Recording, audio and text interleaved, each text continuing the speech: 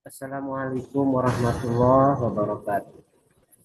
Bismillahirrahmanirrahim. Alhamdulillahirabbil alamin.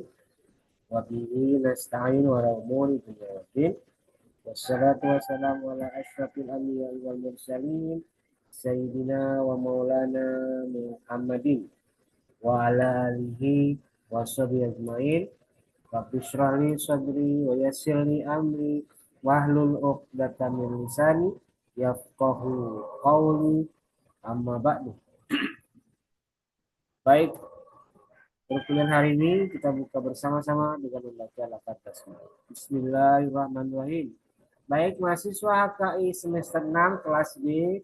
Sekarang kita akan memasuki pertemuan ke-12 untuk presentasi proposal untuk kelompok 1 ya. Kelompok 1 untuk kelas HKIB itu terdiri dari 9 orang ya. Yang pertama Rifki Nurwahyu Budi Utomo, kedua Mawaria Az-Zahra, ketiga Wahyu Al-Fansah, keempat Silvi Yuningsi, kelima Muhammad Ridwan, enam Ilham Yusuf Damhudi, tujuh Anggi Kristisia Nur Aini, delapan Afrilia Putri Salsabila, dan sembilan Suhendri yang akan presentasi hari ini dengan proposalnya masing-masing. Ya. Oke, kita mulai. Saya percepat karena waktunya terbatas. Kita mulai dari yang pertama. Baik, saya persilakan yang pertama saudara Rifki Nurwahyu Budi Utomo dan nanti diakhiri oleh saudara Suhendri. Mangga, katuran.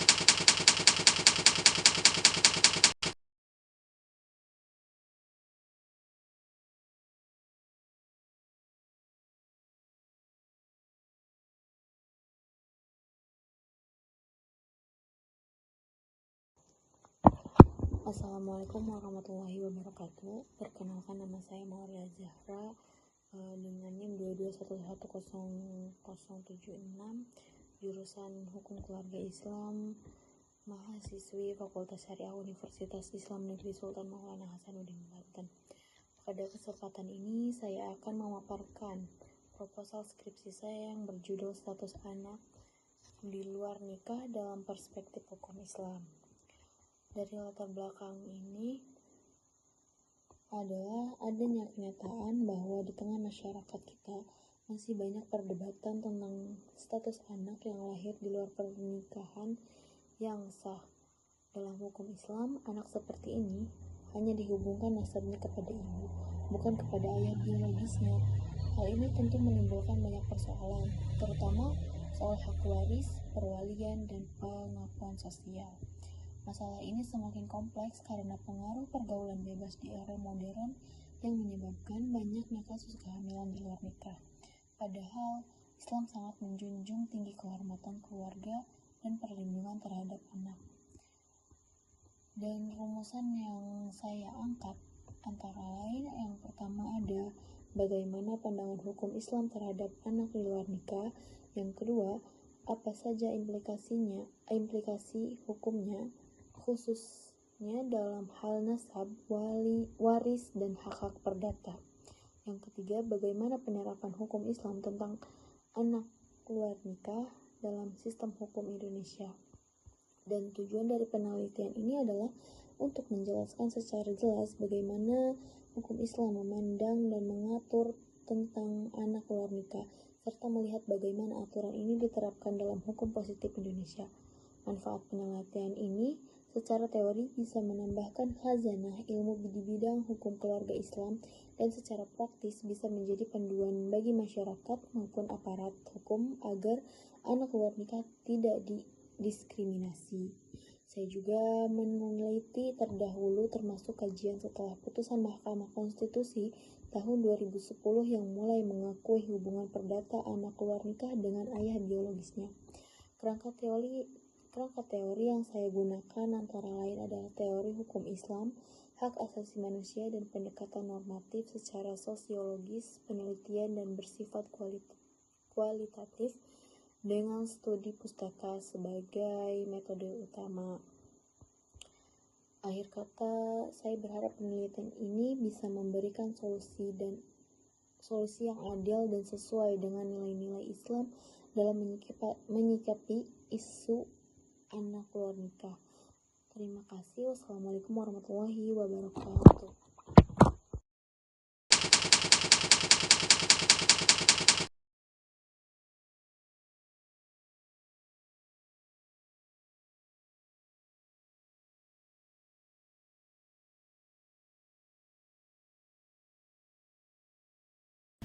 Assalamualaikum warahmatullahi wabarakatuh.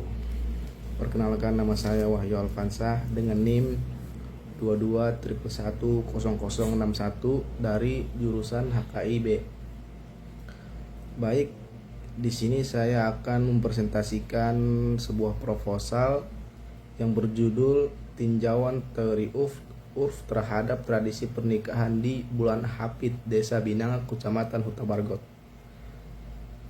Proposal ini dibuat untuk memenuhi tugas kuliah, mata kuliah bimbingan penulisan skripsi yang diampu oleh Bapak dosen Ahmad Harisul. Baik, langsung saja kita masuk. Yang pertama yaitu pendahuluan. Ada latar belakang, yaitu pernikahan dalam Islam dipandang sebagai sunnatullah, di mana Allah menciptakan laki-laki dan perempuan saling berpasangan dan hidup bersama. Tujuan utama dari pernikahan adalah untuk menciptakan hubungan yang harmonis, saling memberi ketenangan jiwa, serta memenuhi kebutuhan emosional dan kasih sayang antara suami dan istri.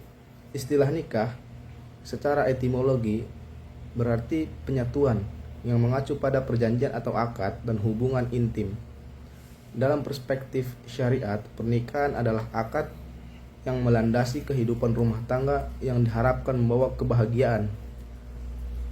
Namun, perlu diingat bahwa ikatan pernikahan ini pun dapat berakhir melalui perceraian.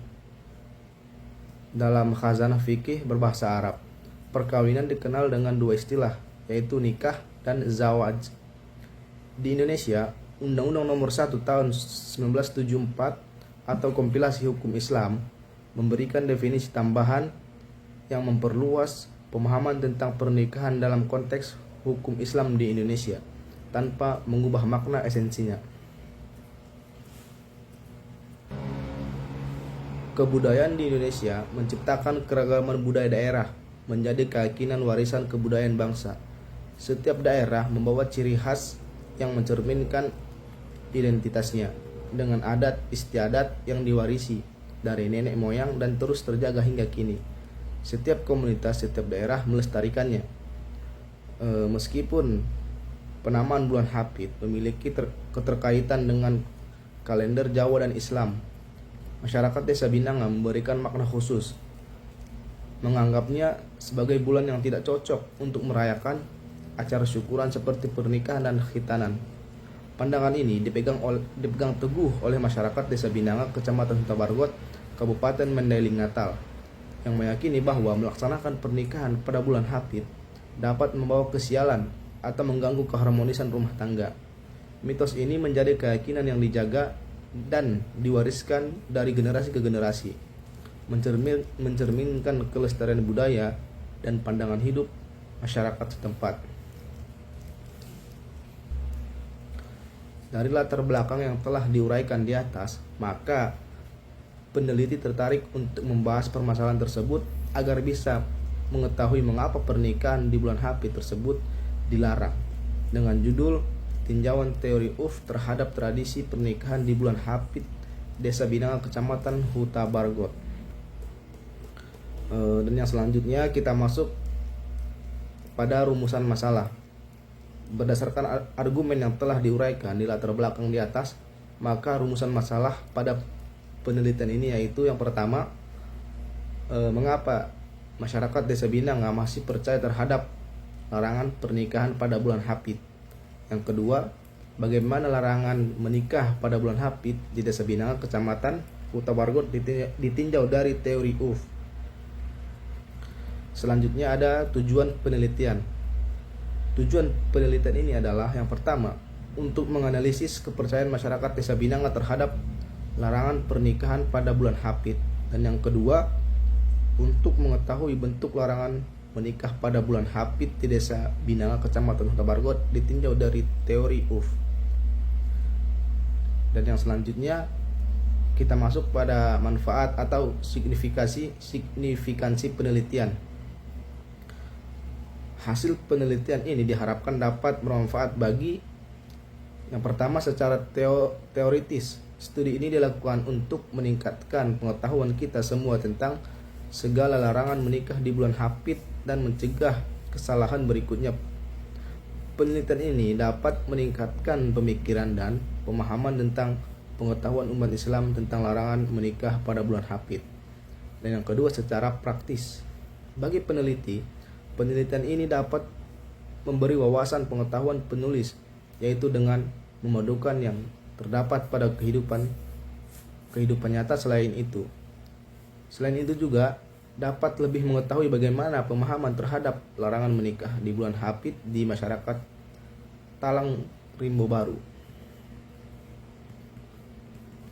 Selanjutnya kita masuk pada penelitian terdahulu yang relevan. Setelah melakukan penelusuran, penyusunan menemukan beberapa dari hasil penelitian yang membahas dan mengkaji permasalahan-permasalahan yang berhubungan dengan pernikahan. Dalam hal ini tentang larangan pernikahan dan penyusunan belum menemukan judul yang sama dengan tema yang diangkat, yaitu tentang tradisi pernikahan pada bulan Hafid ditinjau dari UF. Studi pada Desa Binanga, Kecamatan Huta Bargot, Kabupaten Mandailing Natal. Selanjutnya ada penelitian terdahulu yang relevan.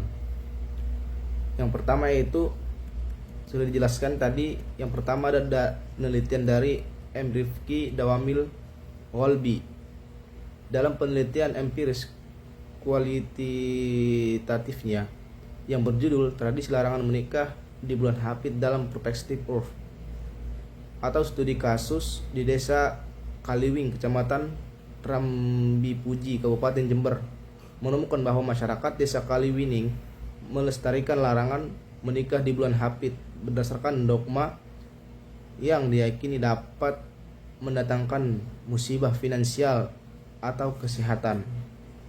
Selanjutnya kita masuk ke kerangka pemikiran. Yang pertama ada pernikahan dalam pandangan hukum Islam. Pernikahan adalah ketentuan universal dari Allah yang berlaku bagi seluruh makhluknya, termasuk manusia, hewan, dan tumbuhan. Ini merupakan cara Allah tetapkan agar makhluk dapat berkembang biak dan melanjutkan keberlangsungan hidup. Pengertian nikah atau zawaj secara bahasa syariah mempunyai pengertian secara baik, dan secara bahasa nikah atau ziwaj dapat bermakna hakiki yaitu hubungan seksual atau wati, dan makna majazi yaitu akad. Perbedaan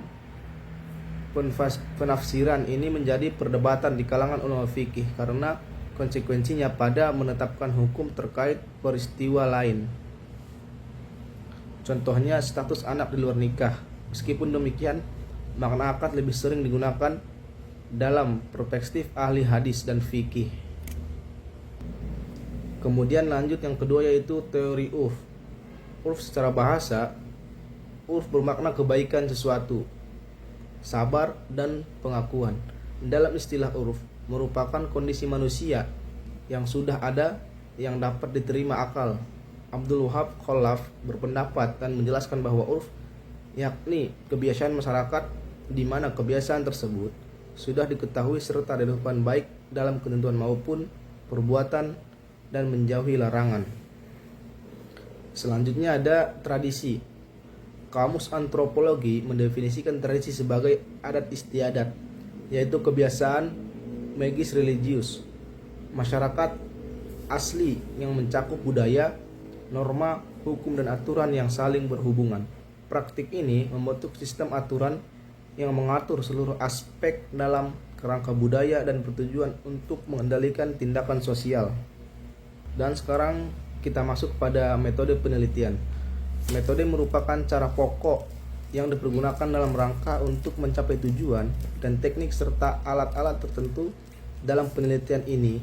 Metode yang digunakan yaitu sebagai berikut. Yang pertama, ada jenis penelitian. Penelitian ini menggunakan metode kualitatif, yaitu pengamatan langsung di lapangan dan studi pustaka atau field research. Pendekatan ini menekankan kedekatan dengan data dan meyakini bahwa pengalaman adalah cara terbaik memahami perilaku sosial. Dalam memecahkan masalah, penelitian ini menggunakan pendekatan yuridis empiris. Aspek yuridis melihat hukum sebagai norma atau das Solon dengan memanfaatkan berbagai bahan hukum. Aspek empiris melihat hukum sebagai realitas sosial dan budaya atau das Sein dengan menggunakan data primer yang diperoleh langsung dari lapangan. Jadi pendekatan yuridis empiris yang dimaksudkan di dalam penelitian ini adalah bahwa dalam menganalisis permasalahan yang telah dirumuskan dilakukan dengan memadukan bahan-bahan hukum baik primer, sekunder maupun tersier, atau yang merupakan data sekunder dengan data primer yang diperoleh di lapangan, yaitu tentang tradisi pernikahan pada bulan Hafid ditinjau dari teori urf di Desa Binanga, Kecamatan Huta Bargot, Kabupaten Mandailing, Natal. Yang kedua ada sumber data. Data yang diperoleh dari dua jenis, yaitu ada data primer. Data primer adalah data yang dikumpulkan langsung di lapangan oleh peneliti yang diperoleh dari tokoh masyarakat, tokoh agama, dan tokoh adat. Yang kedua ada data sekunder. Data sekunder adalah data yang diperoleh atau dikumpulkan oleh orang yang melakukan penelitian dari sumber-sumber yang telah ada, seperti dari buku-buku seperti fikih munakahat dan ilmu usul fikih dan jurnal yang relevan dengan penelitian ini. Yang ketiga ada teknik pengumpulan data. Teknik pengumpulan data merupakan langkah yang paling strategis dalam penelitian karena tujuan utama dari penelitian adalah mendapatkan data. Teknik pengumpulan data merupakan tahapan krusial dalam penelitian karena tujuan utamanya adalah memperoleh data yang relevan. Dalam penelitian ini digunakan teknik observasi, wawancara, dan dokumentasi. Dan yang terakhir ada yang namanya teknik analisis data. Metode yang digunakan untuk menganalisa data ini adalah analisis deskriptif, yaitu usaha untuk mendeskripsikan atau menggambarkan secara umum dan menginterpresentasikan mengenai kondisi pendapat yang sedang berlangsung, serta akibat yang terjadi atau induktif. Mungkin cukup sekian yang bisa saya sampaikan. Kurang dan lebihnya saya mohon maaf. Khairul kalam. Assalamualaikum warahmatullahi wabarakatuh.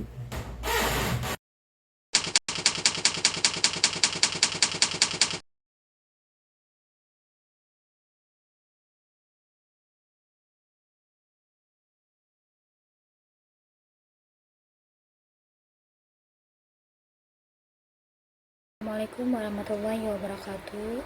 Yang saya hormati Bapak Ahmad Harisul Miftah, MSI, sebagai dosen pengampu mata kuliah bimbingan penulisan skripsi. Baik, langsung saja. Pada hari ini, hari Sabtu tanggal 9 Mei 2025, saya Silviuningsi dengan NIM 22111072 akan mempresentasikan proposal saya yang berjudul Tinjauan Hukum Keluarga Terhadap Perceraian Akibat Perselingkuhan dan Tidak Memberikan Nafkah Lahir Batin. Baiklah, penelitian ini dilatar belakangi oleh perceraian. Perceraian di sini merupakan salah satu persoalan krusial dalam hukum keluarga di Indonesia yang memerlukan perhatian dan pembaharuan, terutama terkait dengan alasan-alasan yang mendasarinya seperti perselingkuhan dan ketidakmampuan atau ketidakinginan suami memberikan nafkah lahir batin kepada istri. Dalam konteks hukum keluarga Islam di Indonesia, perceraian diatur secara ketat dengan mempertimbangkan aspek syariah dan hukum positif yang berlaku seperti kompilasi hukum Islam dan Undang-Undang Perkawinan Nomor 1 pada tahun 1974. Dan yang kedua itu perselingkuhan, meskipun tidak secara eksplisit disebutkan sebagai alasan perceraian dalam KHI, sering menjadi pemicu utama keretakan rumah tangga yang berujung pada gugatan cerai di pengadilan agama. Dampak perselingkuhan tersebut tidak hanya berupa luka batin, tetapi juga menimbulkan ketidakpercayaan, perselisihan, dan pertengkaran yang terus-menerus sehingga sulit untuk dipulihkan kembali. Ringkasnya, latar belakang ini menegaskan bahwa perceraian akibat perselingkuhan dan tidak memberikan nafkah lahir batin merupakan persoalan hukum keluarga yang kompleks dan memerlukan kajian mendalam dari sisi yuridis, sosial, dan agama untuk mencapai keadilan, kesejahteraan keluarga tersebut. Nah, berdasarkan uraian di atas, maka peneliti tertarik untuk melakukan penelitian dengan judul Tinjauan Hukum Keluarga Terhadap Perceraian Akibat Perselingkuhan dan Tidak Memberikan Nafkah Lahir Batin. Studi kasus ini di Desa Geremtalang, Kecamatan Grogol, Kota Cilegon. Tujuan penelitian ini adalah yang pertama itu memberikan kontribusi ilmiah dalam bidang hukum keluarga, yang kedua itu menjadi bahan pertimbangan bagi praktisi hukum dan masyarakat dalam menangani kasus perceraian, yang ketiga memberikan wawasan bagi pasangan suami istri untuk menjaga keharmonisan rumah tangga. Adapun identifikasi masalah penelitian ini adalah yang pertama itu untuk pengertian perceraian menurut hukum keluarga, yang kedua ada dasar hukum perceraian akibat perselingkuhan dan tidak memberikan nafkah lahir batin, yang ketiga ada faktor-faktor yang menyebabkan perceraian akibat perselingkuhan dan tidak memberikan nafkah lahir batin, yang keempat ada upaya mengatasi masalah ekonomi dalam keluarga agar terhindar dari perceraian, yang kelima itu apa saja sih dampak dari tidak memberikan nafkah lahir dan batin ini. Untuk metode penelitian, saya menggunakan pengolahan data dan analisis data dilakukan secara kuantitatif dengan cara deskriptif dengan menggunakan program Microsoft Excel. Pengolahan data secara kualitatif digunakan untuk memperoleh kasus tersebut. Selanjutnya, proses identifikasi ini dengan melihat referensi dari literatur yang berkaitan dengan judul penelitian. Dalam proses mengidentifikasi menggunakan jurnal dan metode ilmiah. Objek penelitiannya adalah remaja berusia 18-24 tahun yang berdomisili di Desa Geremtalang, Kecamatan Grogol, Kota Cilegon, selama bulan September hingga Desember 2025. Nah, kesimpulannya, pada penelitian ini menegaskan bahwa dalam hukum keluarga Islam, perceraian yang disebabkan oleh perselingkuhan dan ketidakmampuan suami memberikan nafkah lahir dan batin merupakan alasan yang sah untuk mengajukan perceraian di pengadilan agama. Hukum keluarga Islam memberikan perlindungan terhadap hak-hak istri dan anak, serta mengatur kewajiban suami untuk memberikan nafkah secara menyeluruh, baik secara material maupun emosional. Perselingkuhan dianggap sebagai pelanggaran serius terhadap ikatan perkawinan yang dapat menjadi dasar perceraian. Sementara tidak memberikan nafkah dan batin ini menimbulkan ketidakharmonisan dan kerusakan dalam rumah tangga yang juga dapat dijadikan alasan perceraian. Penelitian ini diharapkan dapat memberikan gambaran komprehensif mengenai penerapan hukum keluarga Islam dalam kasus perceraian yang kompleks akibat perselingkuhan dan ketidakmampuan dalam nafkah tersebut, serta memberikan rekomendasi bagi penegakan hukum yang adil dan tidak berorientasi dalam kemaslahatan keluarga. Mungkin cukup itu saja yang dapat saya sampaikan. Terima kasih untuk Bapak Hanisul yang pada kesempatan kali ini saya akhiri. Wassalamualaikum warahmatullahi wabarakatuh.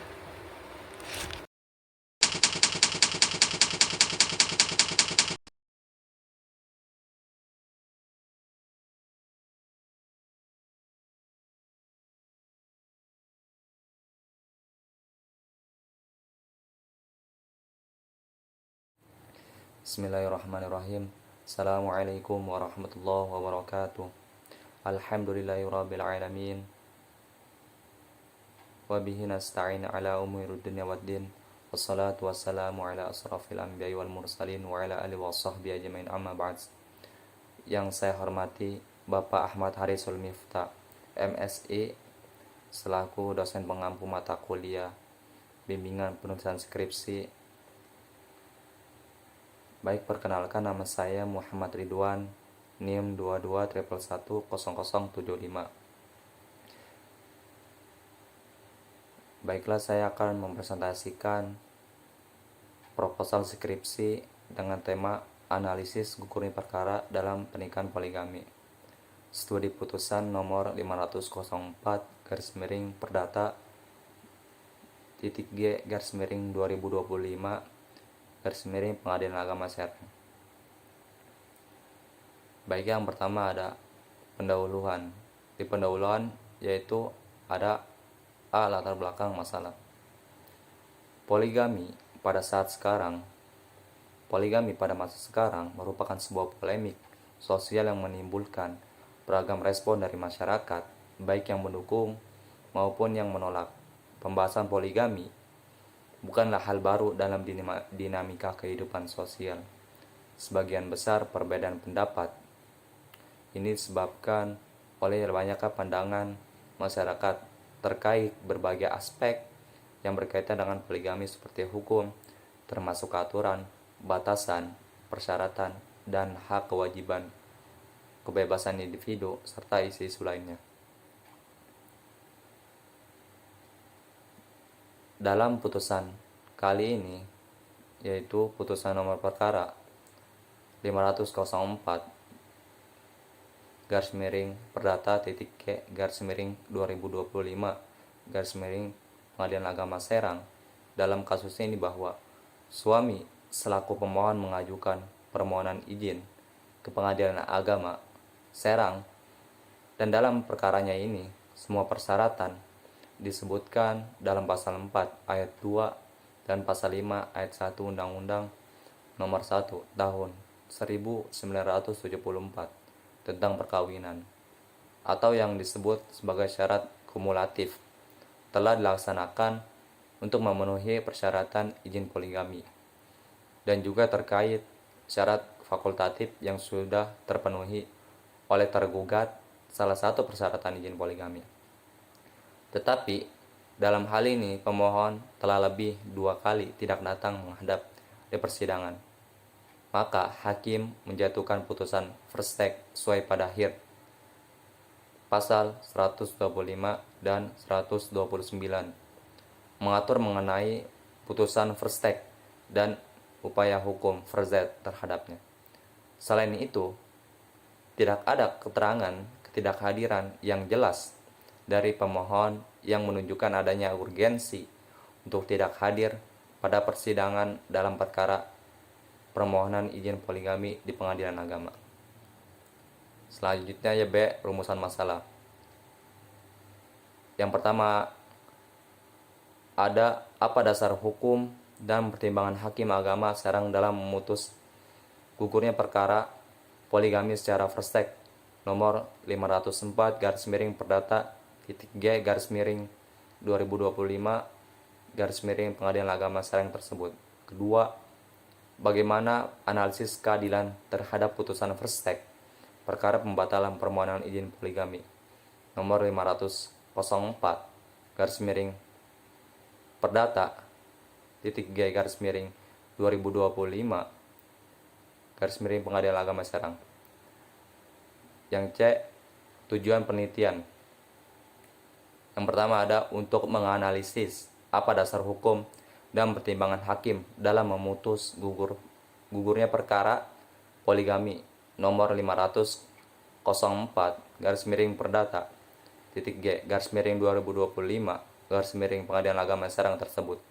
2. Untuk menganalisis bagaimana keadilan terhadap putusan first take perkara pembatalan permohonan izin poligami nomor 504 Perdata G 2025 Pengadilan Agama Serang. D. Manfaat penelitian signifikasi penelitian. Yang pertama ada manfaat teoritis. Penelitian ini diharapkan bisa memberikan wawasan keilmuan baru dalam memberikan kontribusi baru dalam ilmu hukum, khususnya pada perdata Islam dan peradilan agama terkait poligami yang gugur. Menambah wawasan tentang bagaimana putusan pengadilan agama dalam perkara poligami diterapkan dan dianalisis secara yuridis. 2. Manfaat praktis. Menjadi bahan referensi bagi hakim, praktis hukum, dan pihak terkait dalam menangani perkara poligami, khususnya yang berpotensi gugur. Membantu masyarakat pemohon izin poligami memahami alasan hukum dibalik gugurnya perkara poligami di pengadilan agama. Selanjutnya penelitian terdahulu yang relevan. Pertama ada nama Nur Fuada Yuanita Ayu dalam skripsi yang berjudul Analisis terhadap Keadilan Putusan First Take Perkara Izin Poligami. Studi putusan nomor 1066 Perdata G 2021 Pengadilan Agama Pacitan. Dalam penelitian ini ditemukan bahwa tentang pohon izin poligami yang diajukan oleh pemohon di Pengadilan Agama Pacitan yang dengan maksud ingin menikah lagi, alasan-alasan yang diajukan pemohon tidak memenuhi syarat alternatif sesuai pasal 4 ayat 2 Undang-Undang Nomor 1 Tahun 1974 tentang perkawinan, dan selama berlangsungnya persidangan pemohon istri tidak pernah hadir di persidangan, tetapi hakim mengabulkan permohonan tersebut untuk berpoligami melalui putusan yang dijatuhkan secara first take. Selanjutnya kerangka pemikiran. Yang pertama, pengertian pertimbangan hakim. Pertimbangan hakim dalam putusan pengadilan ini merupakan bentuk pertanggungjawaban hakim atas apa yang diputuskan dalam amar putusan, sehingga hasil putusan yang ditetapkan dalam hakim memuat pertimbangan-pertimbangan hukum yang jelas. Berdasarkan pasal 53 Undang-Undang Kekuasaan Kehakiman berbunyi, dalam memeriksa dan memutus perkara, hakim bertanggung jawab atas penetapan dan putusan yang dibuatnya. 2. Dasar pertimbangan.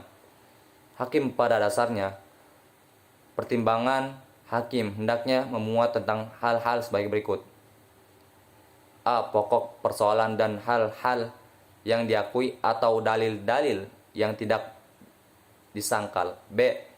Adanya analisis secara yuridis terhadap putusan segala aspek menyangkut semua fakta, hal-hal yang terbukti dalam persidangan. C. Adanya semua bagian dari petitum penggugat harus dipertimbangkan, diadili secara atau demi sehingga hukum dapat menarik kesimpulan tentang terbukti dan dapat dikabulkan. 3. Putusan hakim. Hakim dalam memutuskan perkaranya harus mempertimbangkan dua unsur, yaitu keadilan dan asas kepastian hukum. Yang pertama, A. Keadilan. Yang pertama ada A. Asas keadilan. Keadilan di sini harus dilandasi dengan sikap tidak memihak sekaligus memberikan perlakuan yang sama kepada semua pihak. B. Asas kepastian. Hukum kepastian memiliki arti ketentuan atau ketetapan. Sedangkan jika kata kepastian digabungkan dalam kata hukum, maka menjadi kepastian hukum yang dapat diartikan sebagai perangkat hukum suatu negara yang mampu menjamin hak dan kewajiban setiap warga negara. Selanjutnya metode penelitian. Yang pertama ada jenis penelitian. Dengan menggunakan metode kualitatif, penelitian ini melibatkan peneliti untuk melakukan pengamatan secara langsung di lapangan dan merujuk pada literatur yang relevan. Penelitian ini juga disebut sebagai penelitian lapangan, field research. Ini mengedepankan data yang kaya dan berakar pada pemahaman bahwa pengalaman adalah cara efektif untuk menafsirkan perilaku sosial. 2. Sumber data. Yang pertama ada data primer. Data primer adalah data yang diperoleh langsung dari sumber. Pertama, biasanya melalui wawancara, observasi, atau dokumen asli. Data primer diantaranya salinan resmi putusan Pengadilan Agama Serang, isi putusan, argumentasi hukum majelis hakim, pertimbangan hukum, dan amar putusan. Wawancara dengan pihak-pihak terkait seperti hakim yang menangani perkara tersebut, panitera, Pengadilan Agama Serang, kuasa hukum atau pihak berperkara.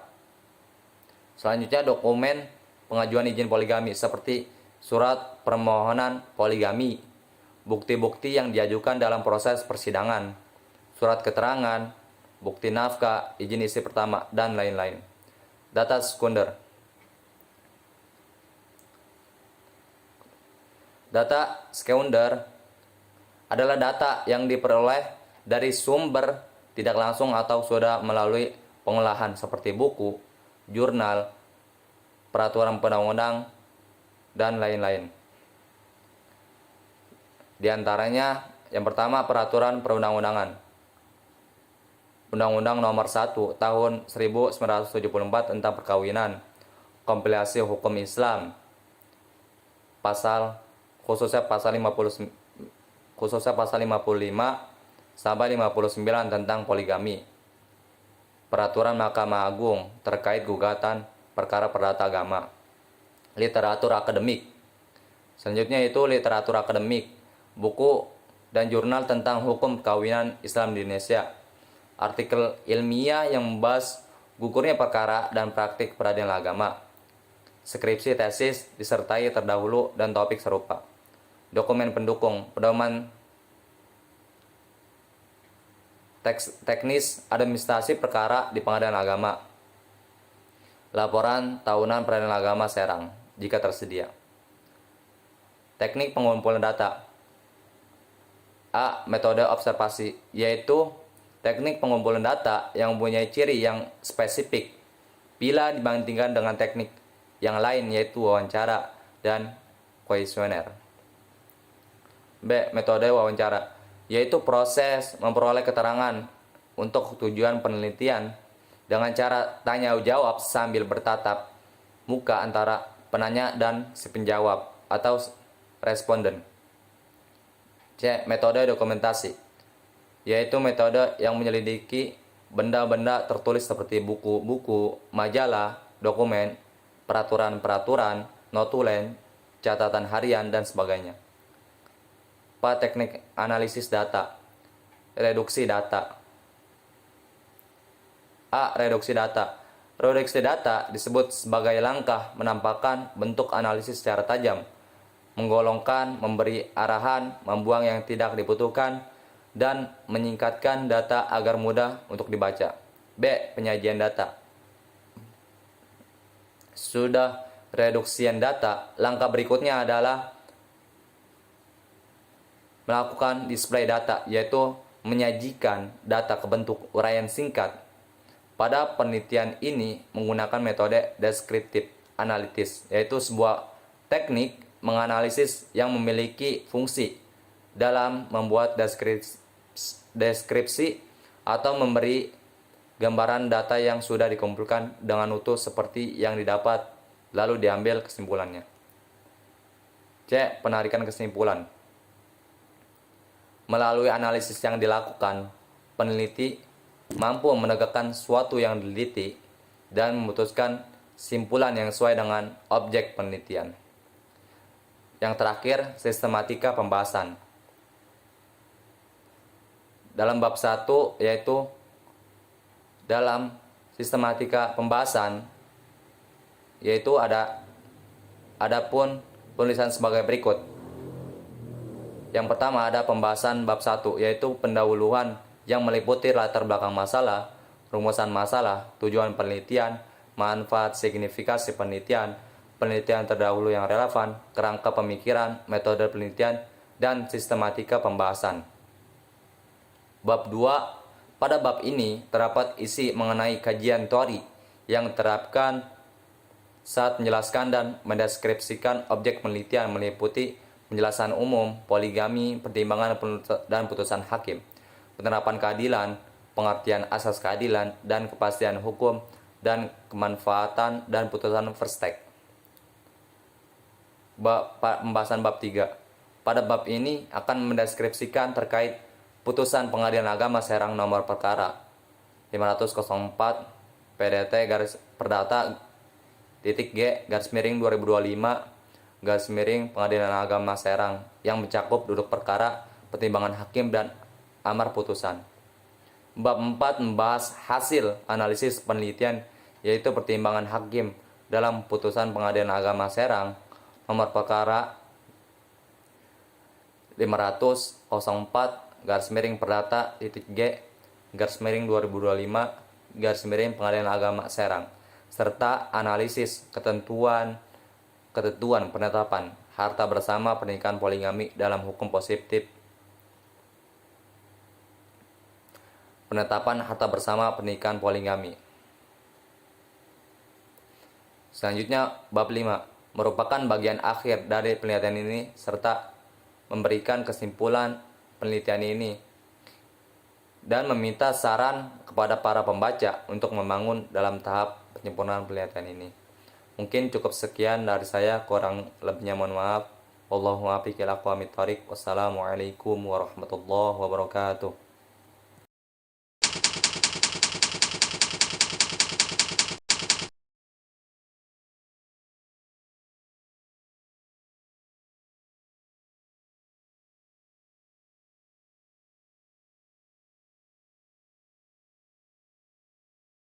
Assalamualaikum warahmatullahi wabarakatuh. Perkenalkan, nama saya Ilham Yusuf Damhudi dengan NIM 2211100070.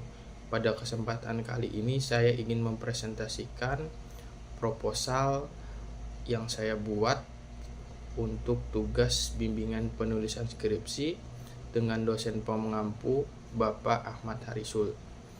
Proposal ini berjudul Nikah Mut'ah di Indonesia, analisis perbedaan pandangan ulama mazhab terkait keabsahan dan aspek sosial. Kita beralih ke latar belakang. Nikah itu berasal dari lafaz Al-Quran sebagai suatu istilah baku dalam tata cara perkawinan yang mengandung beberapa konsekuensi hukum yang terjadi antara suami istri. Pernikahan sebagai peristiwa kehidupan manusia tidak terlepas dari unsur sosio-familia, dari realitas dorongan fitrah yang bersifat individual legalitas. Nikah itu yang islami dalam Al-Quran Sunnah dalam kepustakaan hukum Islam ada beberapa corak. Pertama, nikah murni, nikah syar'i yang disepakati eksistensinya diridhoi oleh Allah karena melahirkan unsur-unsur sakinah, mawaddah, dan warahmah. Kemudian ada nikah suhbat. Nikah suhbat ini yang diragukan keabsahannya. Di antara nikmat suhbat yang paling kontroversial yaitu nikah mut'ah. Nikah mut'ah atau nikah kontrak adalah perkawinan senang-senang. Dikenal juga sebagai akad kecil-kecil sebagian ahli. Ada yang menyebutkan juga dengan istilah nikah sementara, perkawinan kondisional. Nikah mut'ah atau kontrak secara etimologi dalam bahasa Arab ialah berasal dari kata mata yamta'u mutu'an, artinya panjang, naik, menjadi kuat, membawa pergi, mendustakan, menjadi sangat, merah, elok, luwes, dan lemah. Nikah mut'ah menurut Ibnu Hajar ialah pernikahan sampai waktu tertentu, dan jika waktu tersebut telah habis maka terjadilah perpisahan. Nikah mut'ah sebelumnya boleh, dan sesungguhnya larang itu terjadi pada akhir urusan. Di Indonesia, dengan mayoritas penduduk muslim yang menganut mazhab sunni, isu nikah mut'ah menimbulkan berbagai pertanyaan dan perdebatan.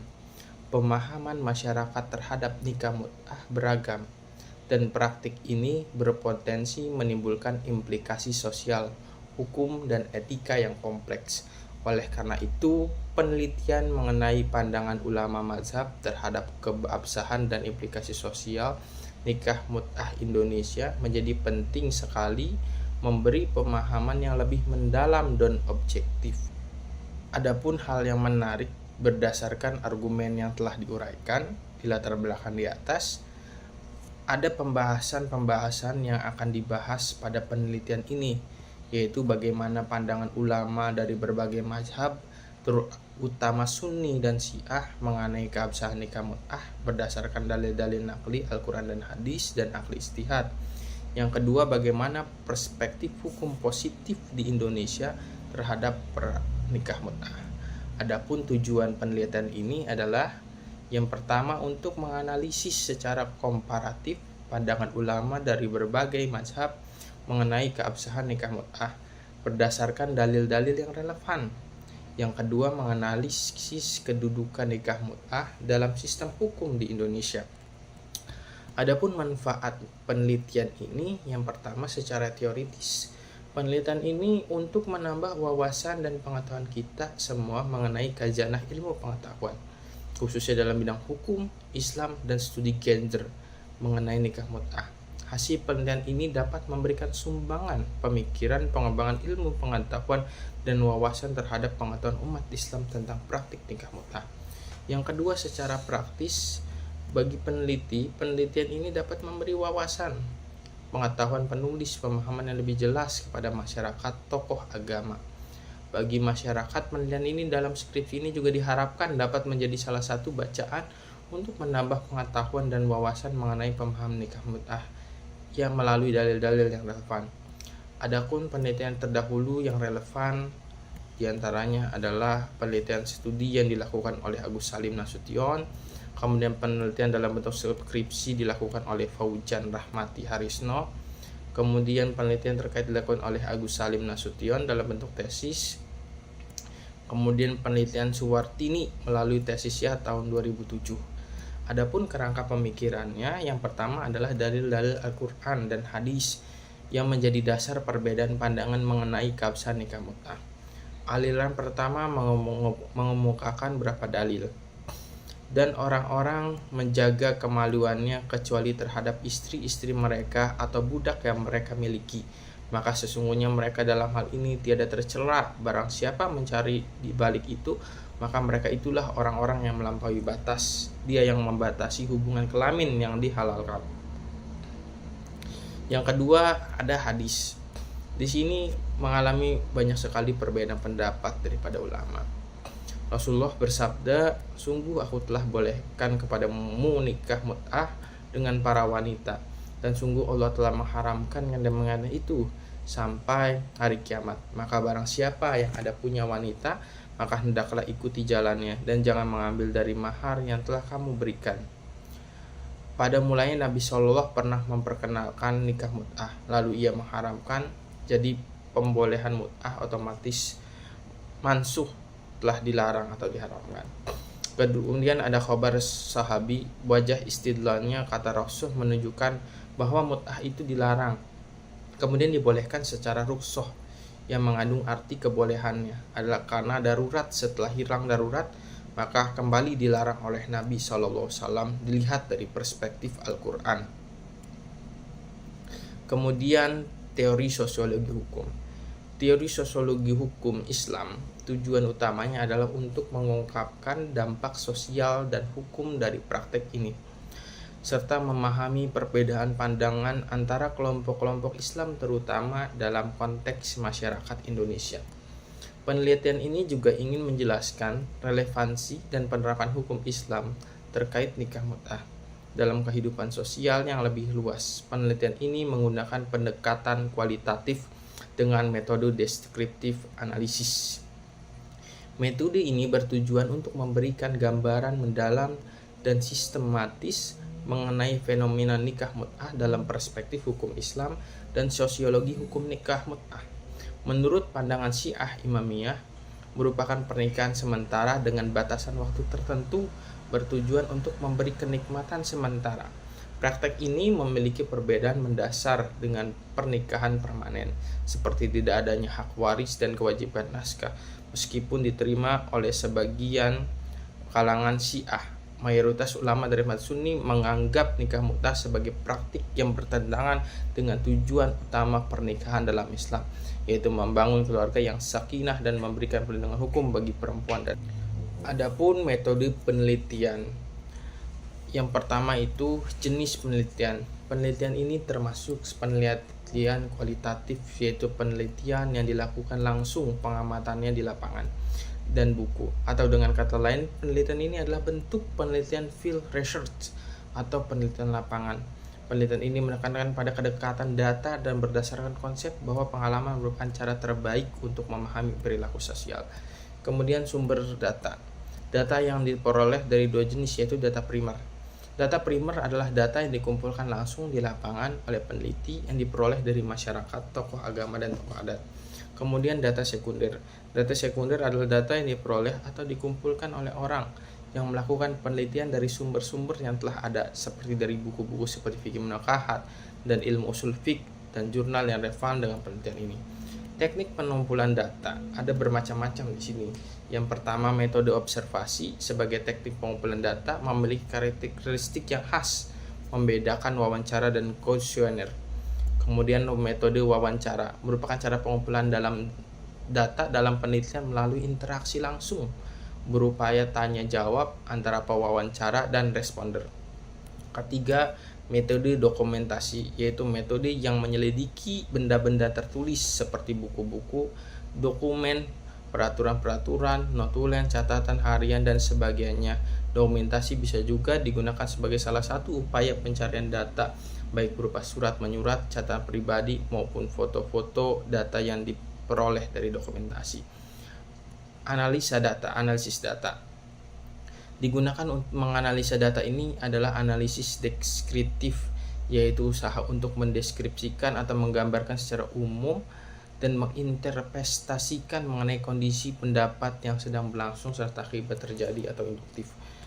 Sistematika pembahasan bab 1 pendahuluan merupakan pendahuluan berisikan tentang latar belakang batasan masalah.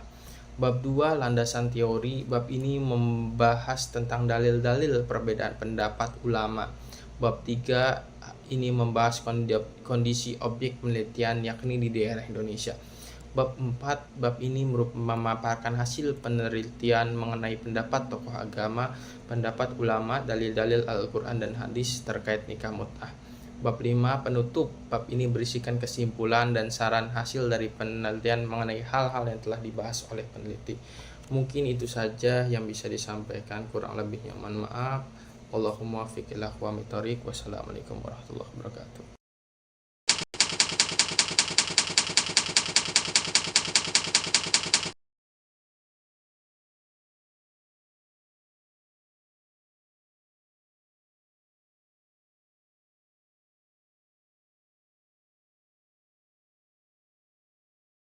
Assalamualaikum warahmatullahi wabarakatuh. Perkenalkan, nama saya Anggi Pristisia Nuraini dengan NIM 221110046. Saya dari kelas HKI 6B. Pada kesempatan kali ini saya akan mempresentasikan proposal penelitian skripsi saya dengan judul Analisis Perbandingan Hukum Islam dan Putusan Mahkamah Konstitusi nomor 46 PUU 8/2010 tentang status istri, anak, dan harta dalam perkawinan siri. Adapun pembahasan yang pertama yaitu latar belakang masalah. Dalam bagian ini saya menjelaskan bahwa perkawinan siri adalah pernikahan yang sah secara agama, namun tidak dicatat secara hukum negara. Hal ini menimbulkan persoalan hukum, seperti tidak diakuinya status istri dan anak, serta tidak adanya perlindungan atas harta bersama. Fenomena ini juga mendorong saya untuk mengkaji lebih dalam bagaimana hukum Islam dan hukum positif Indonesia memandang hal tersebut, terutama setelah adanya keluarnya putusan Mahkamah Konstitusi nomor 46 PUU 8/2010. Dari latar belakang tadi, saya merumuskan 3 pertanyaan penelitian, yaitu yang pertama, bagaimana praktik pelaksanaan perkawinan siri dan alasan dibalik tidak dicatatkannya pernikahan tersebut. Lalu yang kedua ada bagaimana pandangan hukum Islam dan putusan Mahkamah Konstitusi nomor 46 PUU 8/2010 terhadap status istri, anak, dan harta dalam perkawinan siri. Lalu yang terakhir, bagaimana perbandingan hukum antara hukum Islam dan hukum positif dalam memberikan perlindungan hukum. Adapun tujuan dari penelitian ini adalah untuk mengetahui praktik perkawinan siri di masyarakat, memahami pandangan hukum Islam dan putusan Mahkamah Konstitusi tentang status hukum dalam perkawinan siri, serta membandingkan perlindungan yang diberikan oleh hukum Islam dan hukum positif di Indonesia. Selanjutnya, dalam kerangka pemikiran, saya menyusun alur dari definisi perkawinan siri, dasar hukum Islam, dan hukum positif yang digunakan, hingga pada analisis mengenai status istri, anak, dan harta. Kemudian saya bandingkan pandangan dari 2 sistem hukum untuk melihat titik temu dan perbedaannya. Adapun metode yang digunakan adalah penelitian kualitatif dengan pendekatan normatif. Melalui studi kepustakaan, saya menggunakan teknik triangulasi data dari berbagai sumber dan menganalisis dokumen seperti undang-undang, KHI, putusan MK, serta literatur ilmiah menggunakan metode analisis isi. Pembahasan dalam skripsi ini terdiri dari 5 bab.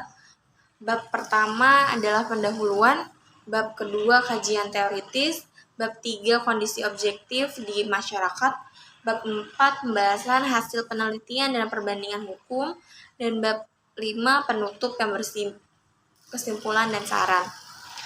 Lalu ada daftar pustaka.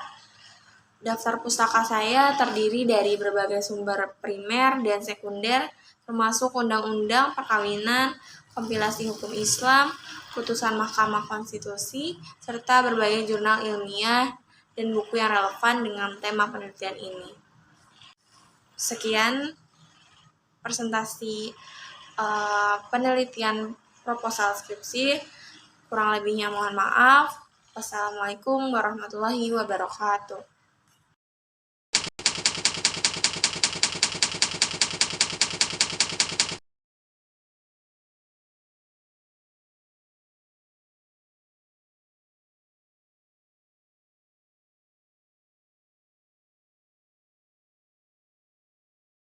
Assalamualaikum warahmatullahi wabarakatuh.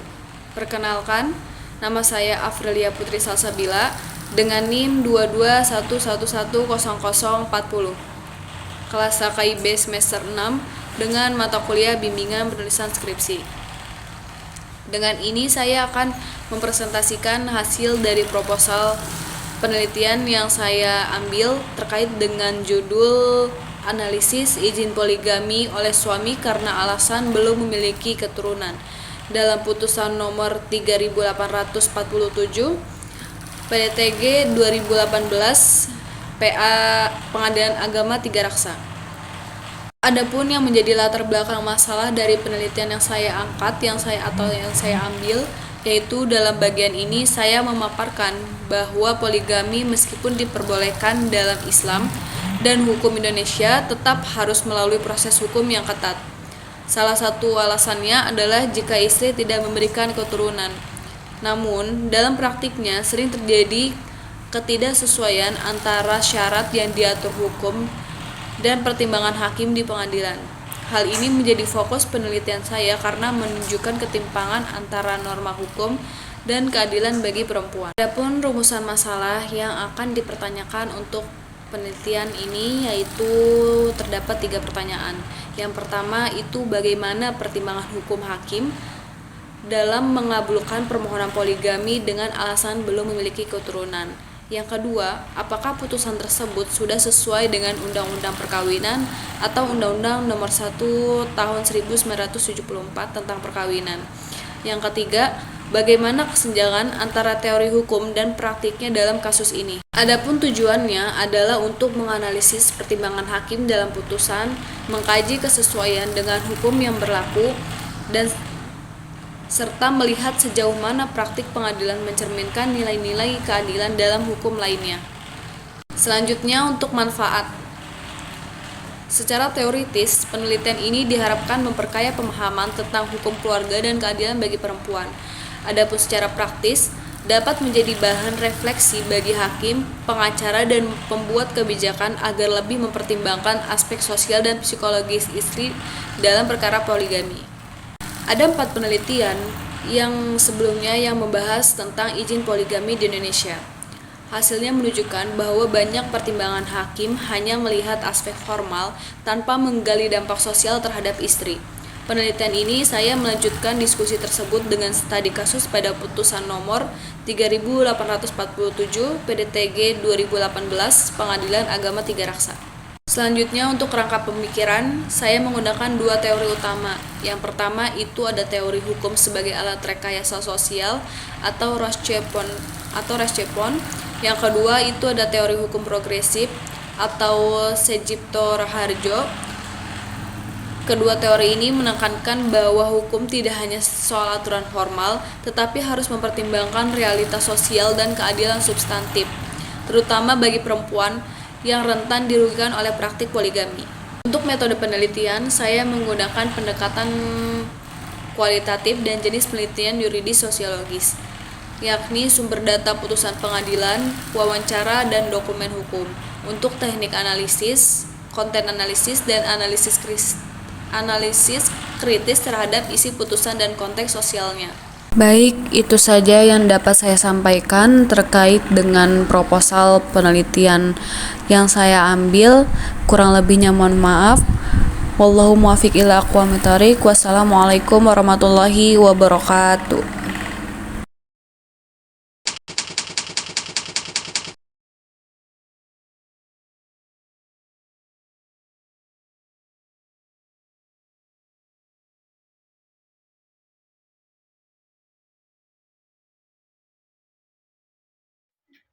Assalamualaikum warahmatullahi wabarakatuh.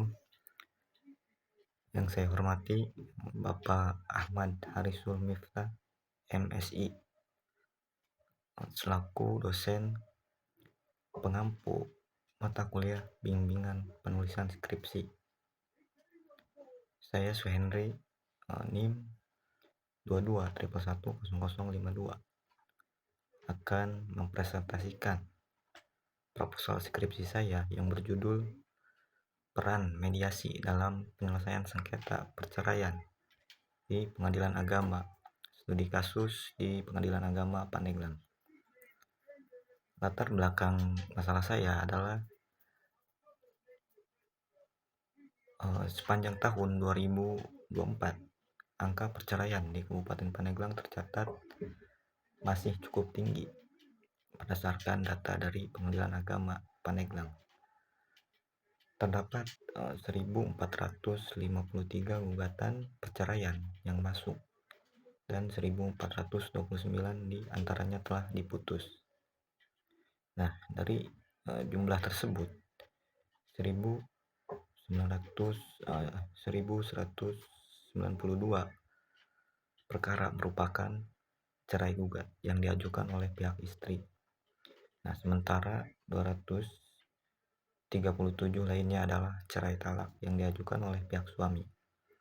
Bahkan dalam kurun waktu yang sangat singkat, yaitu dari tanggal 1 hingga 20 Januari 2025, telah tercatat 142 pengajuan gugatan cerai yang seluruhnya sudah diputus. Nah, fakta ini mencerminkan bahwa kasus perceraian di Pandeglang masih menjadi persoalan yang cukup serius dan perlu mendapat perhatian khususnya dalam aspek penyelesaian sengketanya. Tingginya angka perceraian tersebut menimbulkan banyak pertanyaan terkait efektivitas berbagai upaya yang telah dilakukan oleh Pengadilan Agama. Salah satunya adalah penerapan mediasi berdasarkan ketentuan dalam Peraturan Mahkamah Agung nomor 1 tahun 2016. Setiap perkara perdata termasuk perceraian wajib menempuh proses mediasi terlebih dahulu sebelum memasuki tahapan pemeriksaan. Perkara lebih lanjut. Mediasi bertujuan untuk menciptakan kesepakatan damai antara pihak-pihak yang bersengketa tanpa harus melanjutkan ke proses litigasi yang panjang dan penuh konflik. Nah, namun tingginya jumlah perkara perceraian yang diputus menunjukkan bahwa proses mediasi belum sepenuhnya berhasil menekan laju perceraian atau mencapai kesepakatan damai antara suami dan istri. Hal ini menimbulkan dugaan bahwa pelaksanaan mediasi mungkin belum optimal, baik dari sisi prosedur, peran mediator maupun kesadaran dan kesiapan para pihak untuk menyelesaikan konflik secara damai.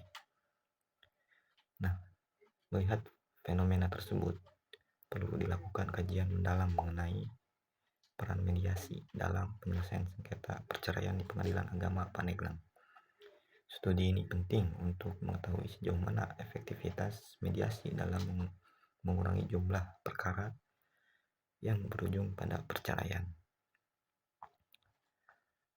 Untuk tujuan penelitiannya adalah untuk mengetahui bagaimana pelaksanaan mediasi dalam penyelesaian perkara perceraian di Pengadilan Agama Pandeglang, dan juga untuk menganalisis peran mediator dalam membantu para pihak.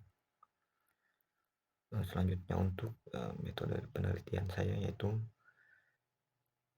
penelitian ini menggunakan pendekatan kualitatif karena bertujuan untuk memahami secara mendalam makna proses dan dinamika mediasi dalam penyelesaian sengketa perceraian di Pengadilan Agama.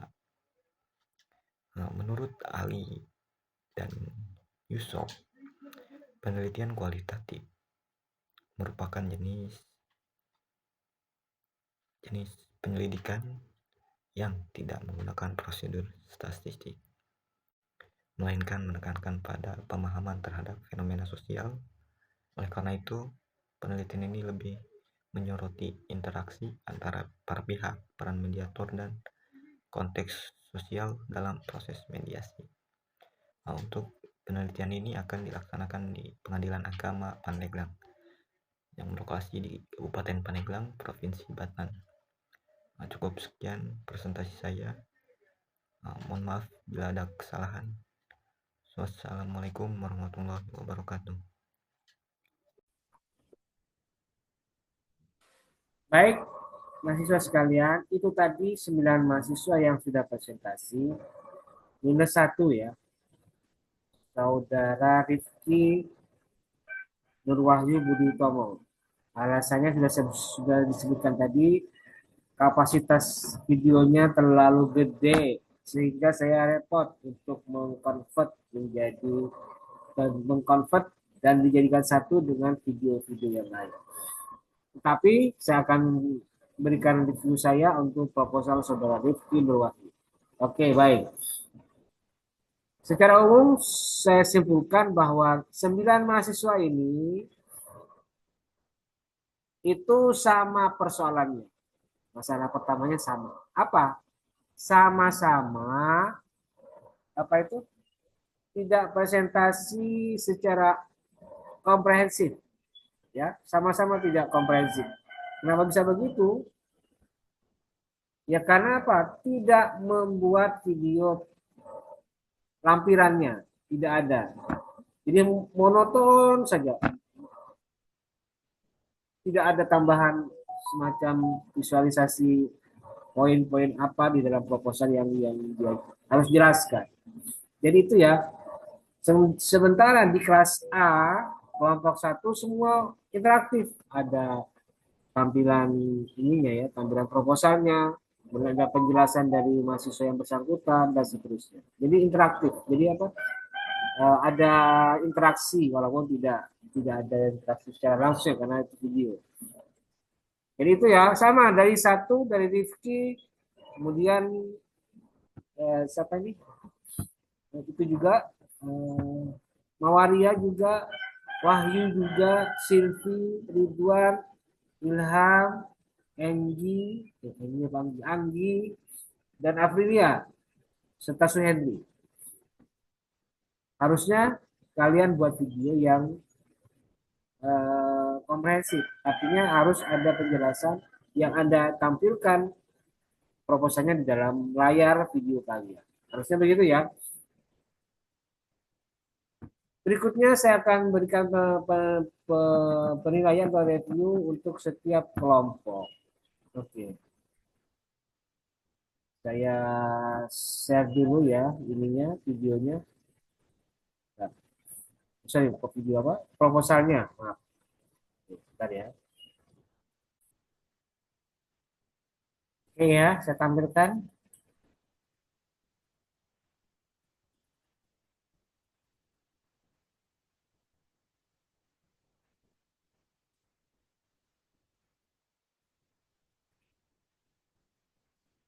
Oke, ini dia ya. Ini dia tadi presentasi yang pertama saudara Rifki Nurwahyu ya. Baik, yang pertama saudara Rifki Nurwahyu, judulnya pengelolaan dan pemberdayaan tanah wakaf produktif sebagai upaya efektivitas kinerja Nauzir perspektif Undang-Undang Nomor 41 Tahun 2004 tentang wakaf. Oke, ini tulisannya kok masih efektif begini. Efektivitas itu bahasa baku tidak? Saya rasa bukan ya, karena tidak ada effectivity dalam bahasa ini, tidak ada. Effectiveness. Tapi apa harusnya? Keefektifan, bukan efektivitas. Dan ini pakai V bukan F, harusnya F ya. Effectiveness atau keefektifan, bukan efektivitas.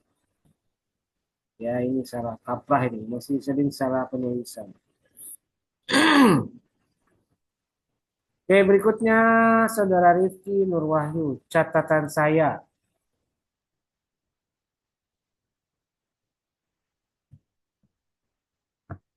Cover juga ya ini masih belum menyesuaikan dengan aturan. Harusnya berapa?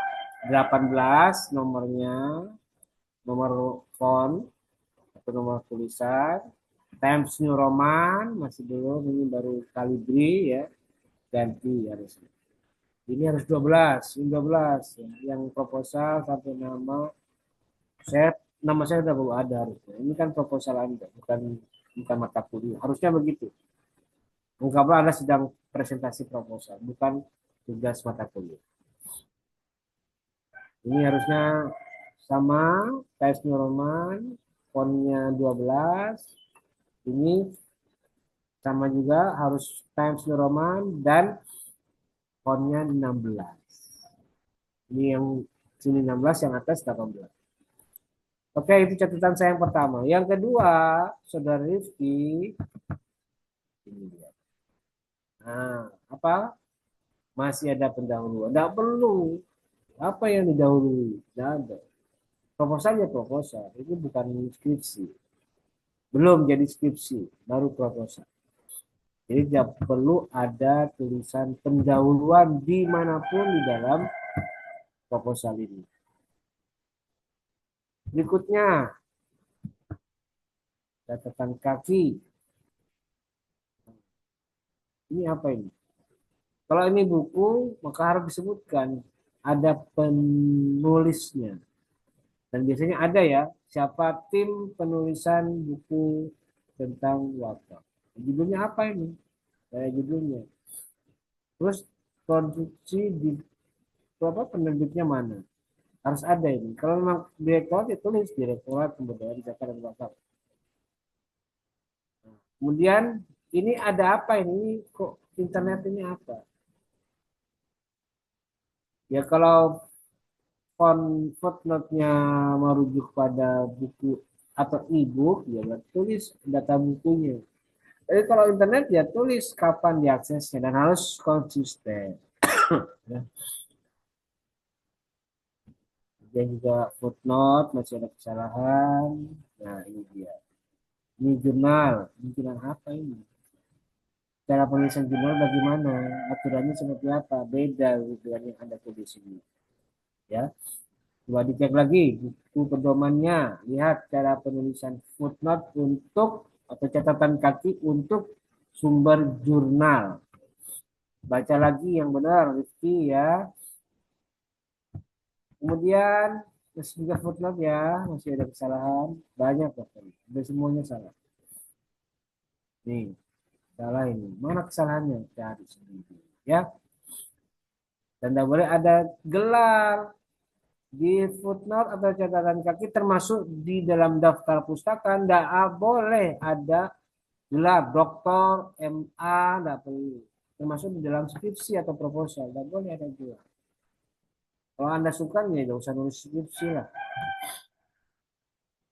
Ya. Ustadz, Syekh, tidak perlu. Makanya Wahbah Azwairi itu Syekh, profesor. Jadi tulis Syekhnya. Tapi tetap tulisan namanya saja. Dan yang lain-lainnya semuanya tuh salah. Tuh hampir semuanya salah. Ini juga masih salah. Nah, masih ada gelar dan tidak ada penerbitnya. Halamannya salah. Salahnya pokoknya yang footnote Anda cek lagi lah ya. Saya tidak perlu ulas satu-satu kebanyakan. Masih 18 halaman. Oke, yang berikutnya perihal penggunaan kata saya. Kita lihat. 4. Saya, kita. Kita ganti orang pertama pokoknya.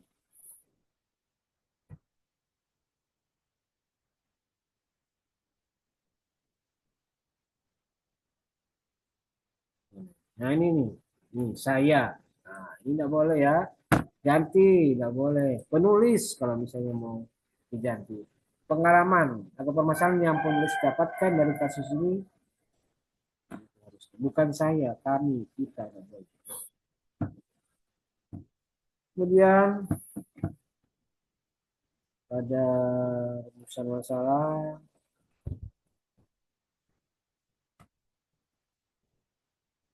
Ya sudah cukup lah. Kemudian rangka pemikiran atau yang terdahulu relevan. Nah, pesan saya sama seperti yang lain. Anda dalam menguraikan isi dari penelitian terdahulu yang relevan harus Anda jelaskan disparitasnya, perbedaan antara proposal Anda atau rencana penelitian Anda dengan yang sudah-sudah. Makanya dituliskan itu, poin itu. Nggak boleh ada plagiarisme, ada kesamaan tema, kesamaan tulisan. Harus berbeda. Makanya dibuatkan poin rumusan penelitian terdahulu yang relevan tujuannya untuk itu. Anda jelaskan. Oh, saya berbeda dengan dia pada aspek apa? Pada aspek ini. Satu, dua, tiga. Gitu ya. Lalu dijelaskan. Apa perbedaannya? Dan yang kedua, kalau Anda mengutip penelitian sebelumnya, maka Anda harus jelaskan melalui footnote atau catatan kaki. Anda dapatkan dari mana. Kalau Anda punya bukti fisik skripsinya atau penelitiannya atau misalnya jurnalnya, Anda punya jurnalnya atau punya skripsinya, Anda bisa menggunakan footnote atau catatan kaki berupa buku, ya, yang tidak diterbitkan, misalnya di skripsi kan dan diterbitkan. Nah, itu dicari di situ di pedoman bagaimana cara membuat catatan kaki untuk sumber referensi yang berupa buku yang tidak diterbitkan. Kan ada itu, ya. Atau jurnal. Nah, Anda punya bukti jurnalnya, bukti fisik jurnal ada, berarti pakai referensi jurnal, footnote jurnal. Tapi Pak, kalau saya tidak punya bukti fisiknya gimana? Misalnya ambil dari repository atau ambil dari e-library. Berarti harus pakai cara menulis catatan kaki untuk sumber internet. Diakses tanggal berapa kan ada keterangannya. Ini sering terjadi, baik ketika saya menguji proposal ataupun pada mata kuliah bimbingan penulisan skripsi yang tahun-tahun sebelumnya. Sering saya menemukan ada salah kaprah, salah paham. Itu ya, catatan saya buat penelitian terdahulu yang relevan. Dan apa namanya?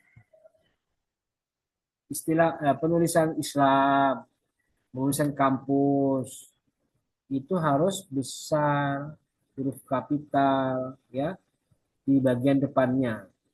Bukan semuanya. Universitas I-nya besar, Islamnya I-nya besar, negerinya N-nya besar, Sunan S-nya besar, Kalijaga itu K-nya besar, Yogyakarta besar. Gitu. Dan Islam itu harus besar ini kecil. Ingat ya, saya kadang teliti melihat tulisan-tulisan di dalam proposal. Kecuali kalau saya capek gitu ya, wah liar mas saya Ustaz, seralah. Bisa gitu.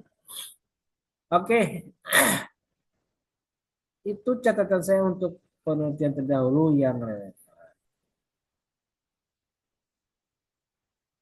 Berikutnya tentang kerangka pemikiran. Mana kerangka pemikiran?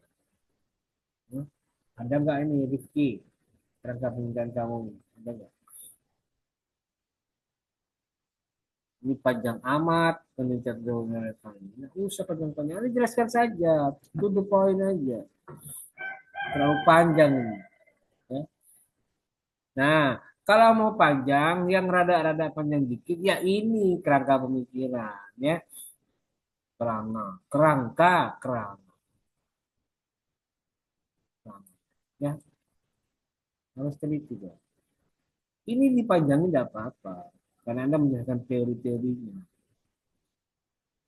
Bisa ambil teori dari undang-undang kayak ini ya, atau ambil teori dari pandangan mazhab ini, mazhab itu, bisa tentang wakaf, bisa, atau pandangan putusan peradilan.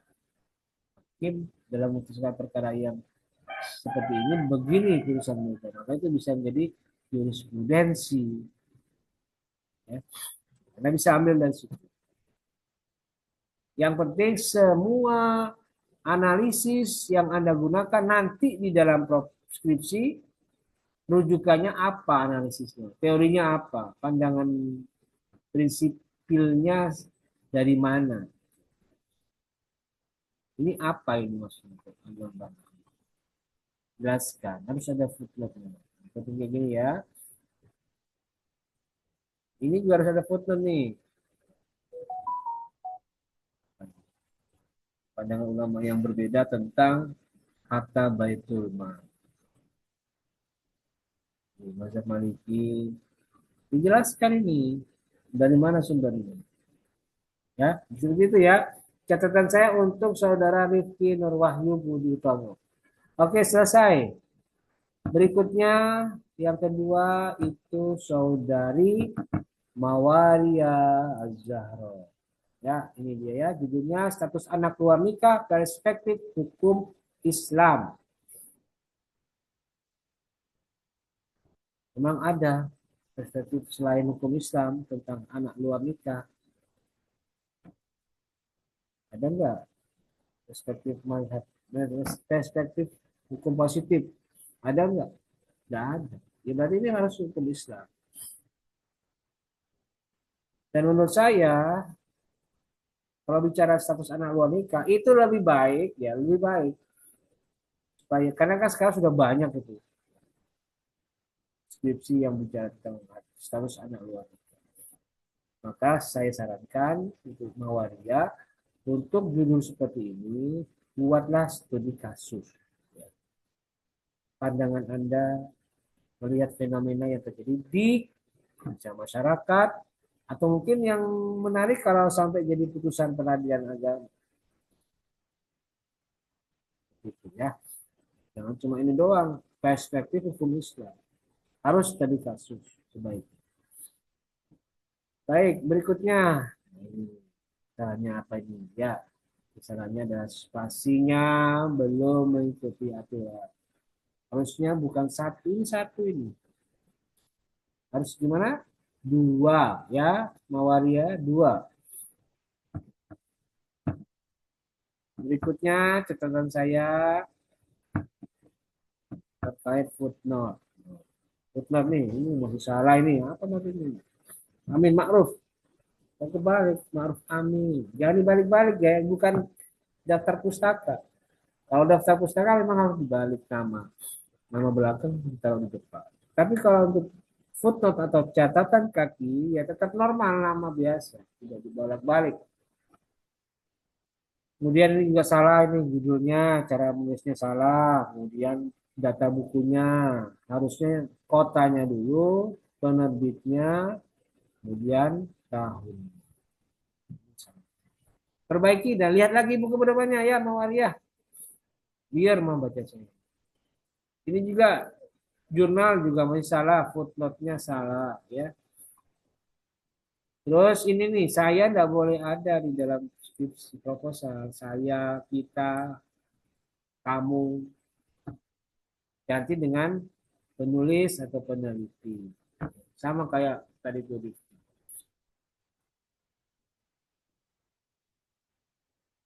Berikutnya catatan saya untuk Mawaria adalah pada rumusan masa.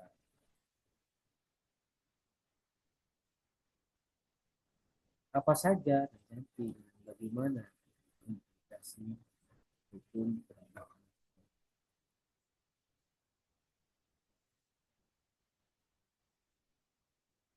itu catatan saya rumusan masa.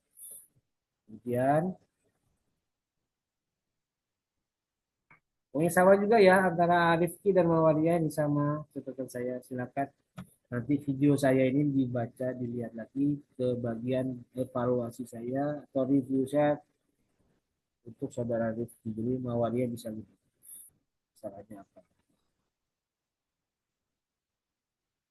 Ini dia. Berikutnya kerangka pemikiran. Nah, saya sarankan kalau bicara tentang teori-teori yang ada yang mau Anda gunakan, tolong jangan begini ya, jangan seperti kayak membuat poin 1, 2, 3. Nah, jangan, harus diuraikan. Anda misalnya menggunakan teori usul fikih tentang masalah mursalah, ya jelaskan apa itu masalah mursalah. Bagaimana apa namanya? Background apa? Uraiannya, deskripsinya seperti apa. Jadi harus jangan cuma begini. 1 teori hukum Islam, 2 teori HAM, 3 pendekatan normatif dan sosiologi. Tidak begitu. Dan harus ada footnote-nya. Ini kan kayak seperti merangkum. Salah ya, perbaiki ya, Mawaria. Saya kira itu untuk Mawaria, simple tapi harus banyak yang dirubah. Berikutnya saudara Wahyu Alfansah. Alfansah apa Syah? Oke, yang pertama.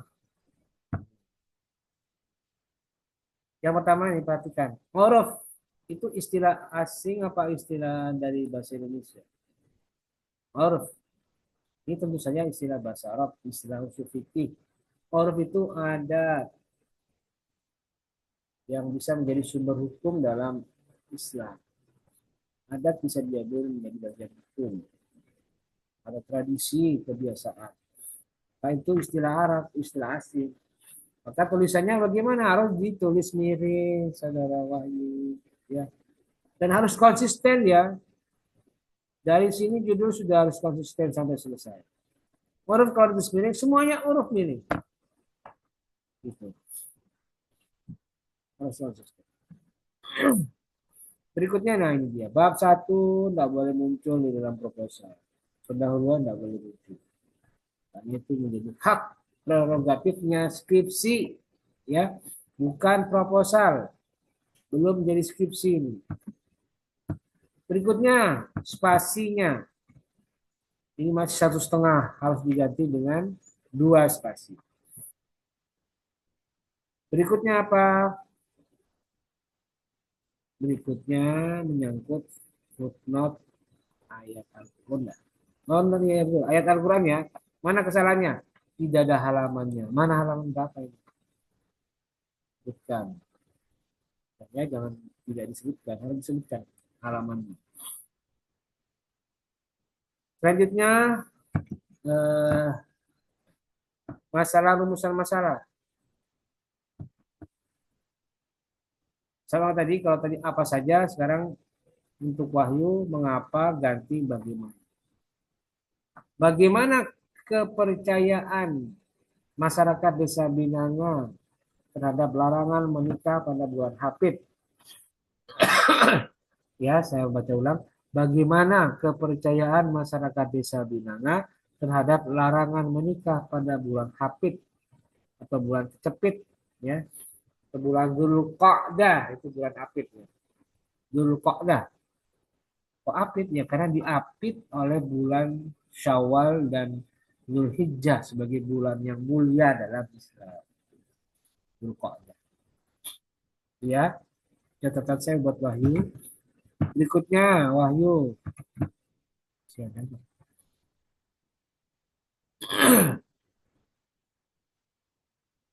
Sama ini juga sama seperti yang tadi ya.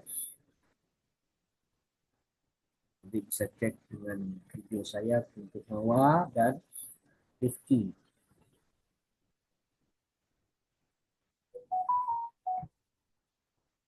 Usahakan ketika Anda mengutip skripsi untuk menjadi poin dalam penelitian pendahulu yang relevan, Anda harus pakai footnote, bukan body note. Ini kan kayak body note.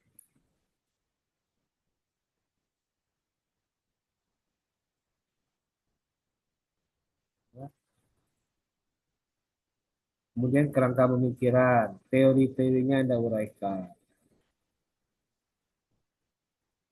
Ini kalau istilah asing, balik lagi harus ditulis miring. Ya.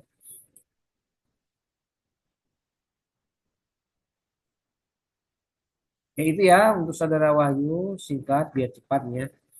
Berikutnya saudari Silvi Yuningsih. Judulnya adalah tinjauan hukum Islam terhadap perceraian akibat perselingkuhan dan tidak memberi nafkah lahir batin. Pertanyaannya, tinjauan hukum keluarga itu maksudnya apa? Maksudnya apa itu? Hukum keluarga yang mana? Karena hukum keluarga kan Islam pertama itu variatif. Ada hukum mawaris, ada hukum pernikahan, ada hukum perwakafan, hukum perceraian. Nah, yang mana hukum keluarga yang dimaksud? Ini harus ada penegasan, penajaman pada aspek yang, pada istilah yang ditulis di dalam judul ya. Harus tajam, harus menukik kepada rumusan masalah, harus konkret. Kalau masih mengambang itu harus diperbaiki. Kayak begini. Hukum keluarga itu yang mana? Atau tinjauan hukum Islam apa? Ya sudah, ganti hukum Islam, bukan hukum Tuhan.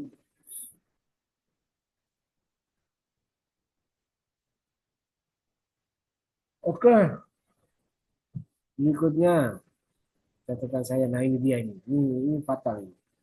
Saya katakan ini belum menjadi skripsi saudari Silvi ya. Jadi kalau Anda menulis pernyataan keaslian skripsi, kemudian sampai ke bawah itu ada abstrak, ada persembahan, ada apa lagi? Ada moto, ada daftar riwayat hidup, kata pengantar, ada daftar isi, ya. Itu hapus saudari Silvi. Nggak perlu, Anda baru proposal. Jadi proposal murni isinya satu atau A besar latar belakang masalah, B besar rumusan masalah, C besar manfaat penelitian, D tujuan penelitian dan seterusnya. Bukan kata pengantar, bukan persembahan, bukan moto, bukan daftar isi, bukan abstrak. Itu levelnya sudah proposal, sudah skripsi. Ya, ini catatan saya. Berikutnya pada aspek spasi ya, spasi yang masih sama yang saya uraikan tadi sebelumnya. Masih 1,5, harusnya 2 ya. Kemudian penulisan A, B, C, jangan begini ya, jangan di tengah. Harus miring rata margin kiri, rata kiri. Di sebelah sini ya, bukan di tengah. Kemudian,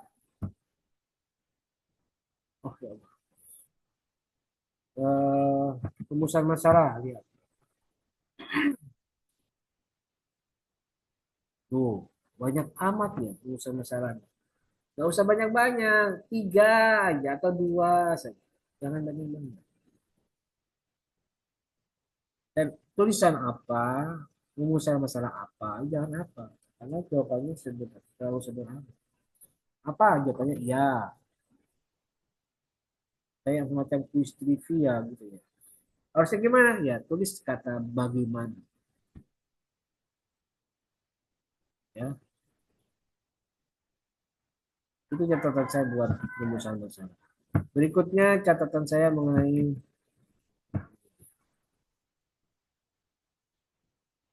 tujuan pustaka.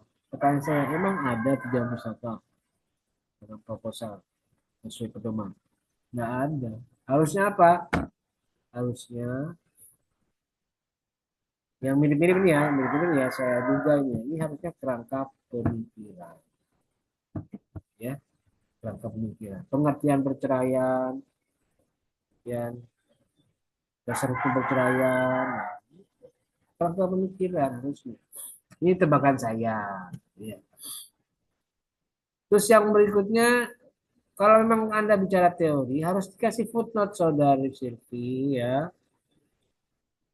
Kasih footnote. Jangan kosongan begini, kosongan memang. Tidak ada sumbernya. Mana itu? Dan yang terakhir catatan saya adalah, saya cek dari tadi ini tidak ada materi atau poin penelitian terdahulu yang relevan. Tidak ada ya. Bingung saya ini mana ini.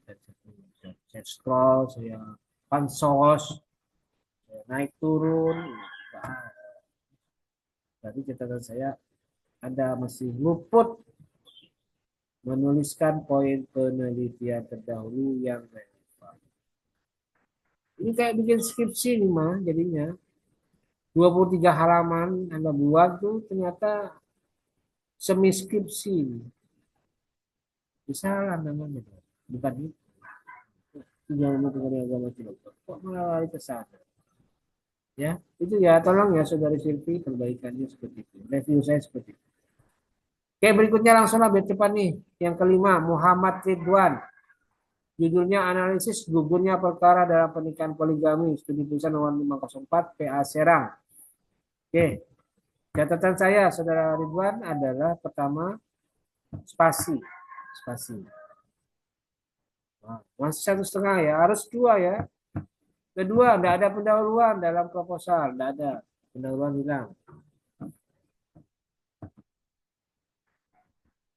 Kemudian penulisan footnote untuk jurnal itu masih salah nih. Apa yang salah? Cek sendiri.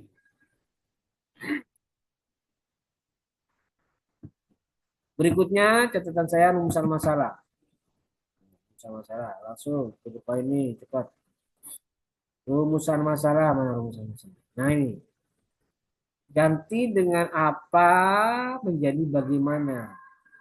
Bagaimana dasar hukum serta pertimbangan hakim agama syariah dalam memutus gugurnya perkara poligami secara perspektif nomor sekian. Ya. Kemudian yang berikutnya catatan saya pada saudara Muhammad Ridwan adalah pada poin ini nih. Ini memang sederhana tapi berpengaruh. Nah ini kok ada titik hitam besar ini? Maksudnya apa ini? Ini artinya Anda harus menerapkan sequence system yang diatur dalam pedoman ya. Maksudnya gimana Pak? Kalau poin awalnya D besar, maka berikutnya kalau ada pointer-pointernya ya langsung ke apa? 1 titik ya. Kalau di 1 titik nanti masih ada lagi uraian eh, tambahan misalnya. Berikut ini titik 2 A B C. Harusnya apa? Menggunakan A kecil titik. Ya. A kecil titik, B kecil titik. Setelah 1 titik.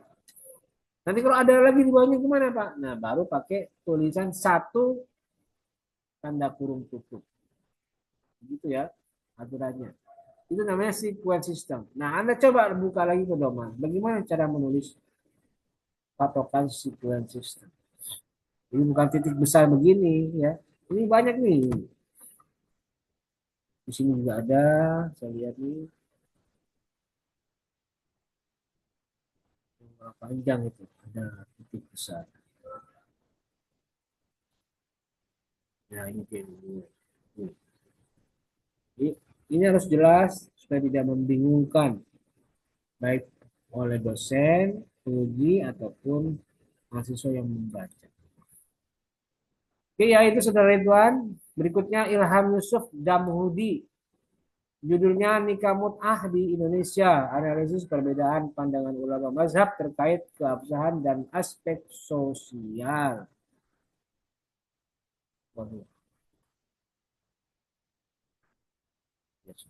Oke baik. Catatan saya yang pertama untuk Ilham Yusuf Damhudi. Anda harus ada konsistensi. Dan harus ditulis miring. Tulisan mut'ah itu kan belum menjadi bahasa baku. Mut'ah. Harus ditulis miring karena masih menjadi istilah asing. Dan tidak dibakukan oleh bahasa Indonesia. Dan harus konsisten sepanjang proposal dan skripsi. Mut'ah miring ya terus miring semuanya. Berikutnya, catatan saya Ilham. Ini. Nah, sama kayak tadi, tidak perlu ada bab 1 pendahuluan, dihapus, ya. Berikutnya spasinya juga masih sama ini 1,5 ganti 2 ya. Tidak boleh 1,5 harus 2, harus sama seperti pedoman skripsi. Terus ini juga unsur sosio-familial apa ini bahasa? Kalau bahasa non Indonesia ya ditulis sendiri. Syubhat itu belum bahasa baku, harus sendiri.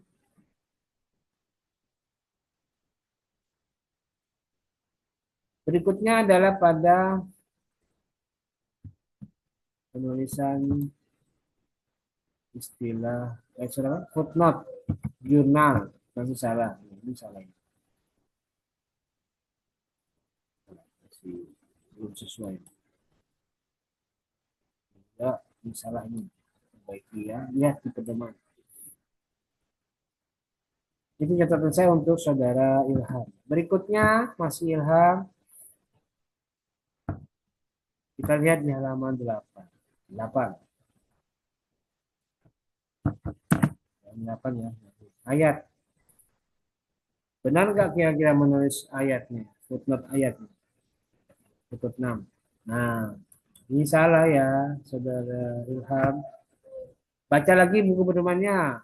Cara menulis footnote untuk ayat masih salah. Yang kedua, footnote hadis. Hadis harus ditulis juga. Apa bunyi hadisnya? Dan tuliskan juga catatan kaki. Ini tidak ada, hanya disebutkan al hadis. Ini harus ditulis matannya nih dan cari footnote-nya di hadis. Kitab hadis mana ini? Ya. Nah, itu catatan saya buat Saudara Ilham. Saya cukup untuk Ilham. Biar cepat ini ya. Tinggal 3. Yuk, berikutnya Anggi. Analisis perbandingan hukum Islam dan putusan MK nomor 46 tahun 2010 tentang status istri, anak, dan harta dalam perkawinan siri.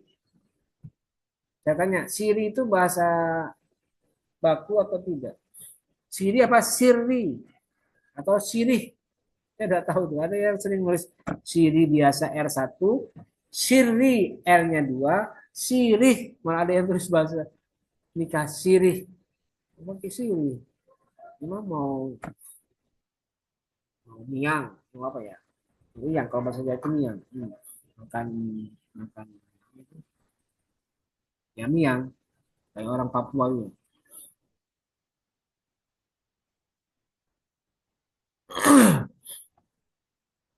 Oke, perhatikan catatan saya masih satu spasi.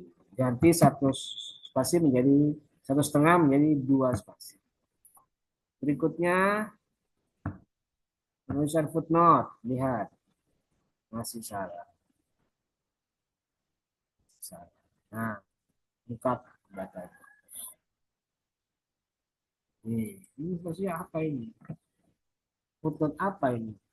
Apakah footnote internet atau footnote apa? Kalau internet kan harus ada pedomannya ya, harus jelas. Baca lagi buku pedoman. Oke, itu Prisia, Anggi. Kemudian rumusan masalah. Kita lihat rumusan masalahnya. Nah, ini dia. Rumusan masalah. Bagaimana praktek pelaksanaan perkawinan siri di tengah masyarakat serta alasan dibalik tidak dicatatkannya pernikahan tersebut. Ini ganti ya, karena kesannya jadi 2 rumusan masalah. Harusnya gimana? Ya harus saja. Bagaimana praktek pelaksanaan perkawinan nikah siri di tengah masyarakat yang tidak tercatat pernikahannya. Itu aja. Atau harusnya tidak usah. Karena sudah disebutkan perkawinan siri. Tentu saja perkawinan siri itu yang tidak dicatatkan. Ya itu nanti setelah itu di dalamnya ada penjelasan mengenai alasannya apa gitu. Jadi tidak perlu dimunculkan di dalam rumusan masalah. Karena itu sudah menjadi bagian dari penjelasan mengenai praktek perkawinan nikah siri. Ya. Itu ya, Saudara Anggi. Anggi apa Enggi? Anggi, gitu ya. Oke, berikutnya catatan saya adalah penelitian terdahulu yang relevan. Lihat. Penelitian terdahulu yang relevan. Mana? Catatan saya adalah ini, coba misalnya Ilham Maliki, Fakultas Syariah UIN Banten. Ini maksudnya tesis atau skripsi? Ini bingung saya ini. S1 kok tesis? S1 itu skripsi, S2 baru tesis, ya. Anda dapat dari mana ini? Dan kalau Anda membuat footnote, ya pakai pedoman dong. Kalau itu e-repository atau e-library, berarti harus menggunakan pedoman penulisan catatan kaki untuk jenis internet. Tapi kalau Anda punya bukti fisiknya, berarti nanti caranya menulis adalah dengan catatan kaki untuk referensi yang tidak diterbitkan. Ya. Termasuk juga yang lain ya. Itu catatan saya buat Anggi. Berikutnya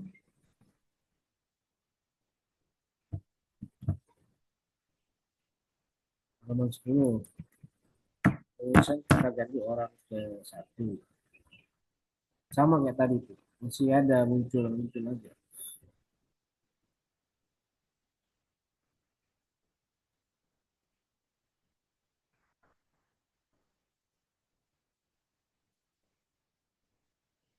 Mana yang tadi? Yang ini tadi. Nah, ini kita ketahui. Sebenarnya kita ketahui. Nah, ini ya. Jangan sampai muncul ya. Hati-hati. Saya kadang teliti. Harus hilangkan kebiasaan menulis kata ganti orang pertama. Saya, kita, kamu, kamu. Itu catatan saya buat saudari Anggi. Ya, mohon diperhatikan baik-baik supaya tidak sampai muncul lagi kesalahan yang sama. Oke, berikutnya yang 8 nih, sebelum terakhir 8. Afrilia Putri Salsabila. Analisis izin poligami oleh suami karena alasan belum memiliki keturunan dalam putusan nomor 3847 PA 3 Raksa. Nah, sekarang saya tanya, ini kan analisis putusan, berarti tidak usah terus studi kasus karena sudah jelas. Ada lokasinya, ada wilayah penelitiannya di dalam judul dan tidak perlu ditambahkan di dalam subjudul. Ini langsung di PA 3 Raksa. Putusannya sekian. Tidak perlu tambah studi kasus. Ya, catatan saya yang pertama untuk Afrilia, spasi masih belum mengikuti ketentuan. Ya, ganti menjadi 2. Berikutnya footnote jurnal sama kayak tadi maksud saya. Ini salah ini. Perbaiki, lihat pedomannya lagi, lihat bukunya lagi ya. Berikutnya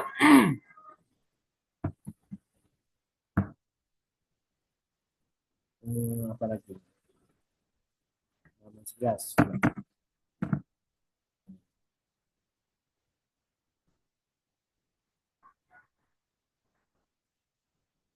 Nah, ini pound 1959 ini apa maksudnya? Apakah body note atau bukan? Nah, saran saya jangan menggunakan body note karena tidak dipakai di dalam pedoman dalam skripsi kampus kita, tidak ada. Ganti dengan footnote.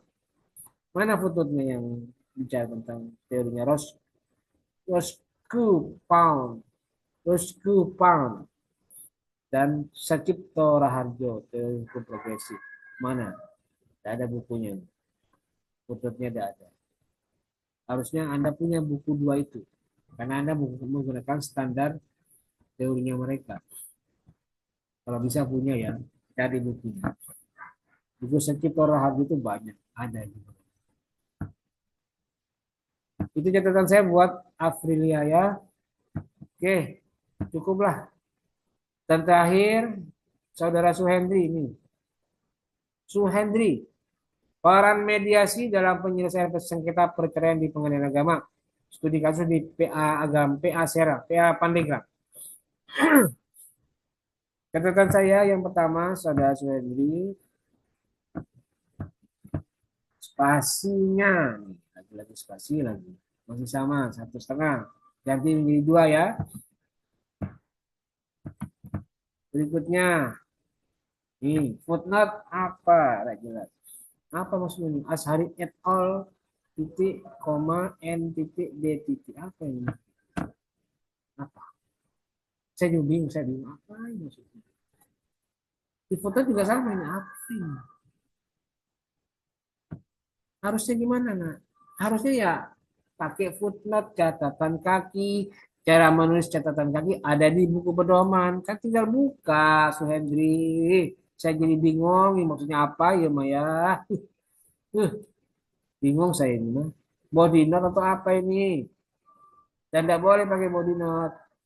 Harus footnote atau catatan kaki, bukan catatan body, bukan catatan badan. tapi catatan kaki. Ya, semuanya itu ada muncul di mana-mana itu. Maksudnya apain? Nah, biar Mas saya baca. Berikutnya rumusan masalah, perhatikan.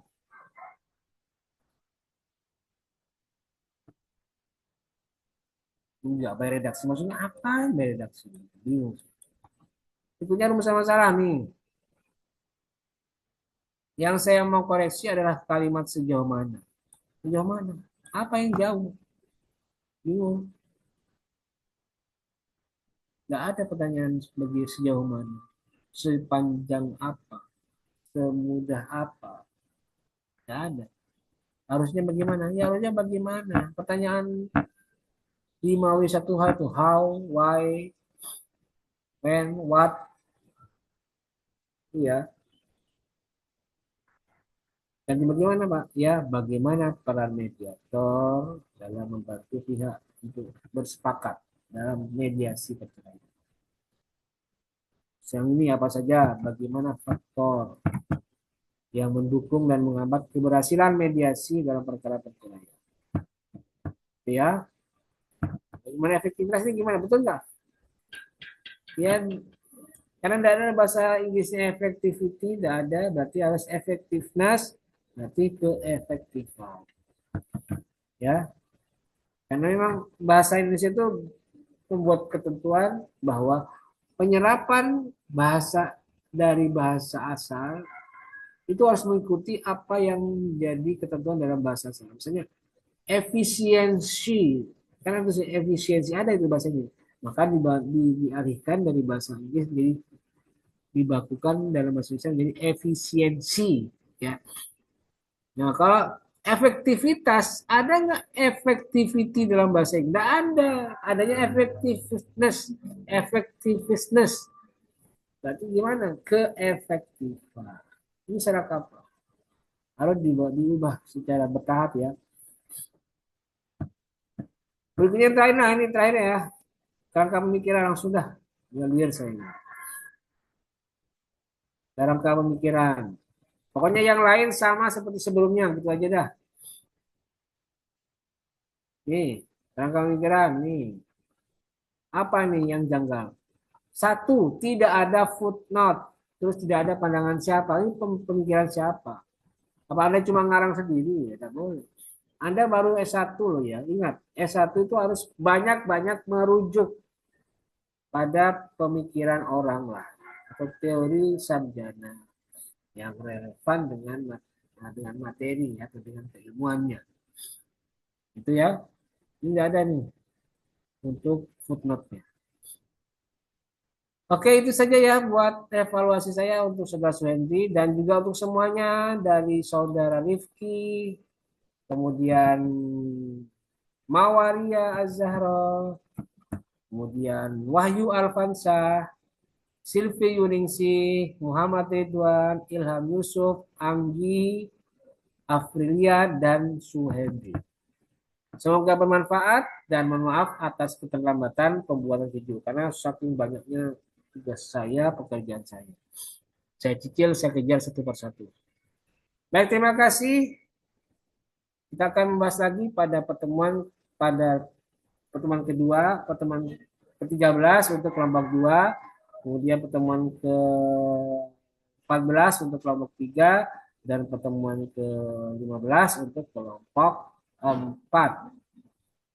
Baik, saya kira itu. Mari kita akhiri perkuliahan hari ini dengan bersama-sama membaca lafaz hamdalah. Alhamdulillahirabbil alamin. Terima kasih. Wallahul muwaffiq ila aqwamit thoriq. Wassalamualaikum warahmatullahi wabarakatuh.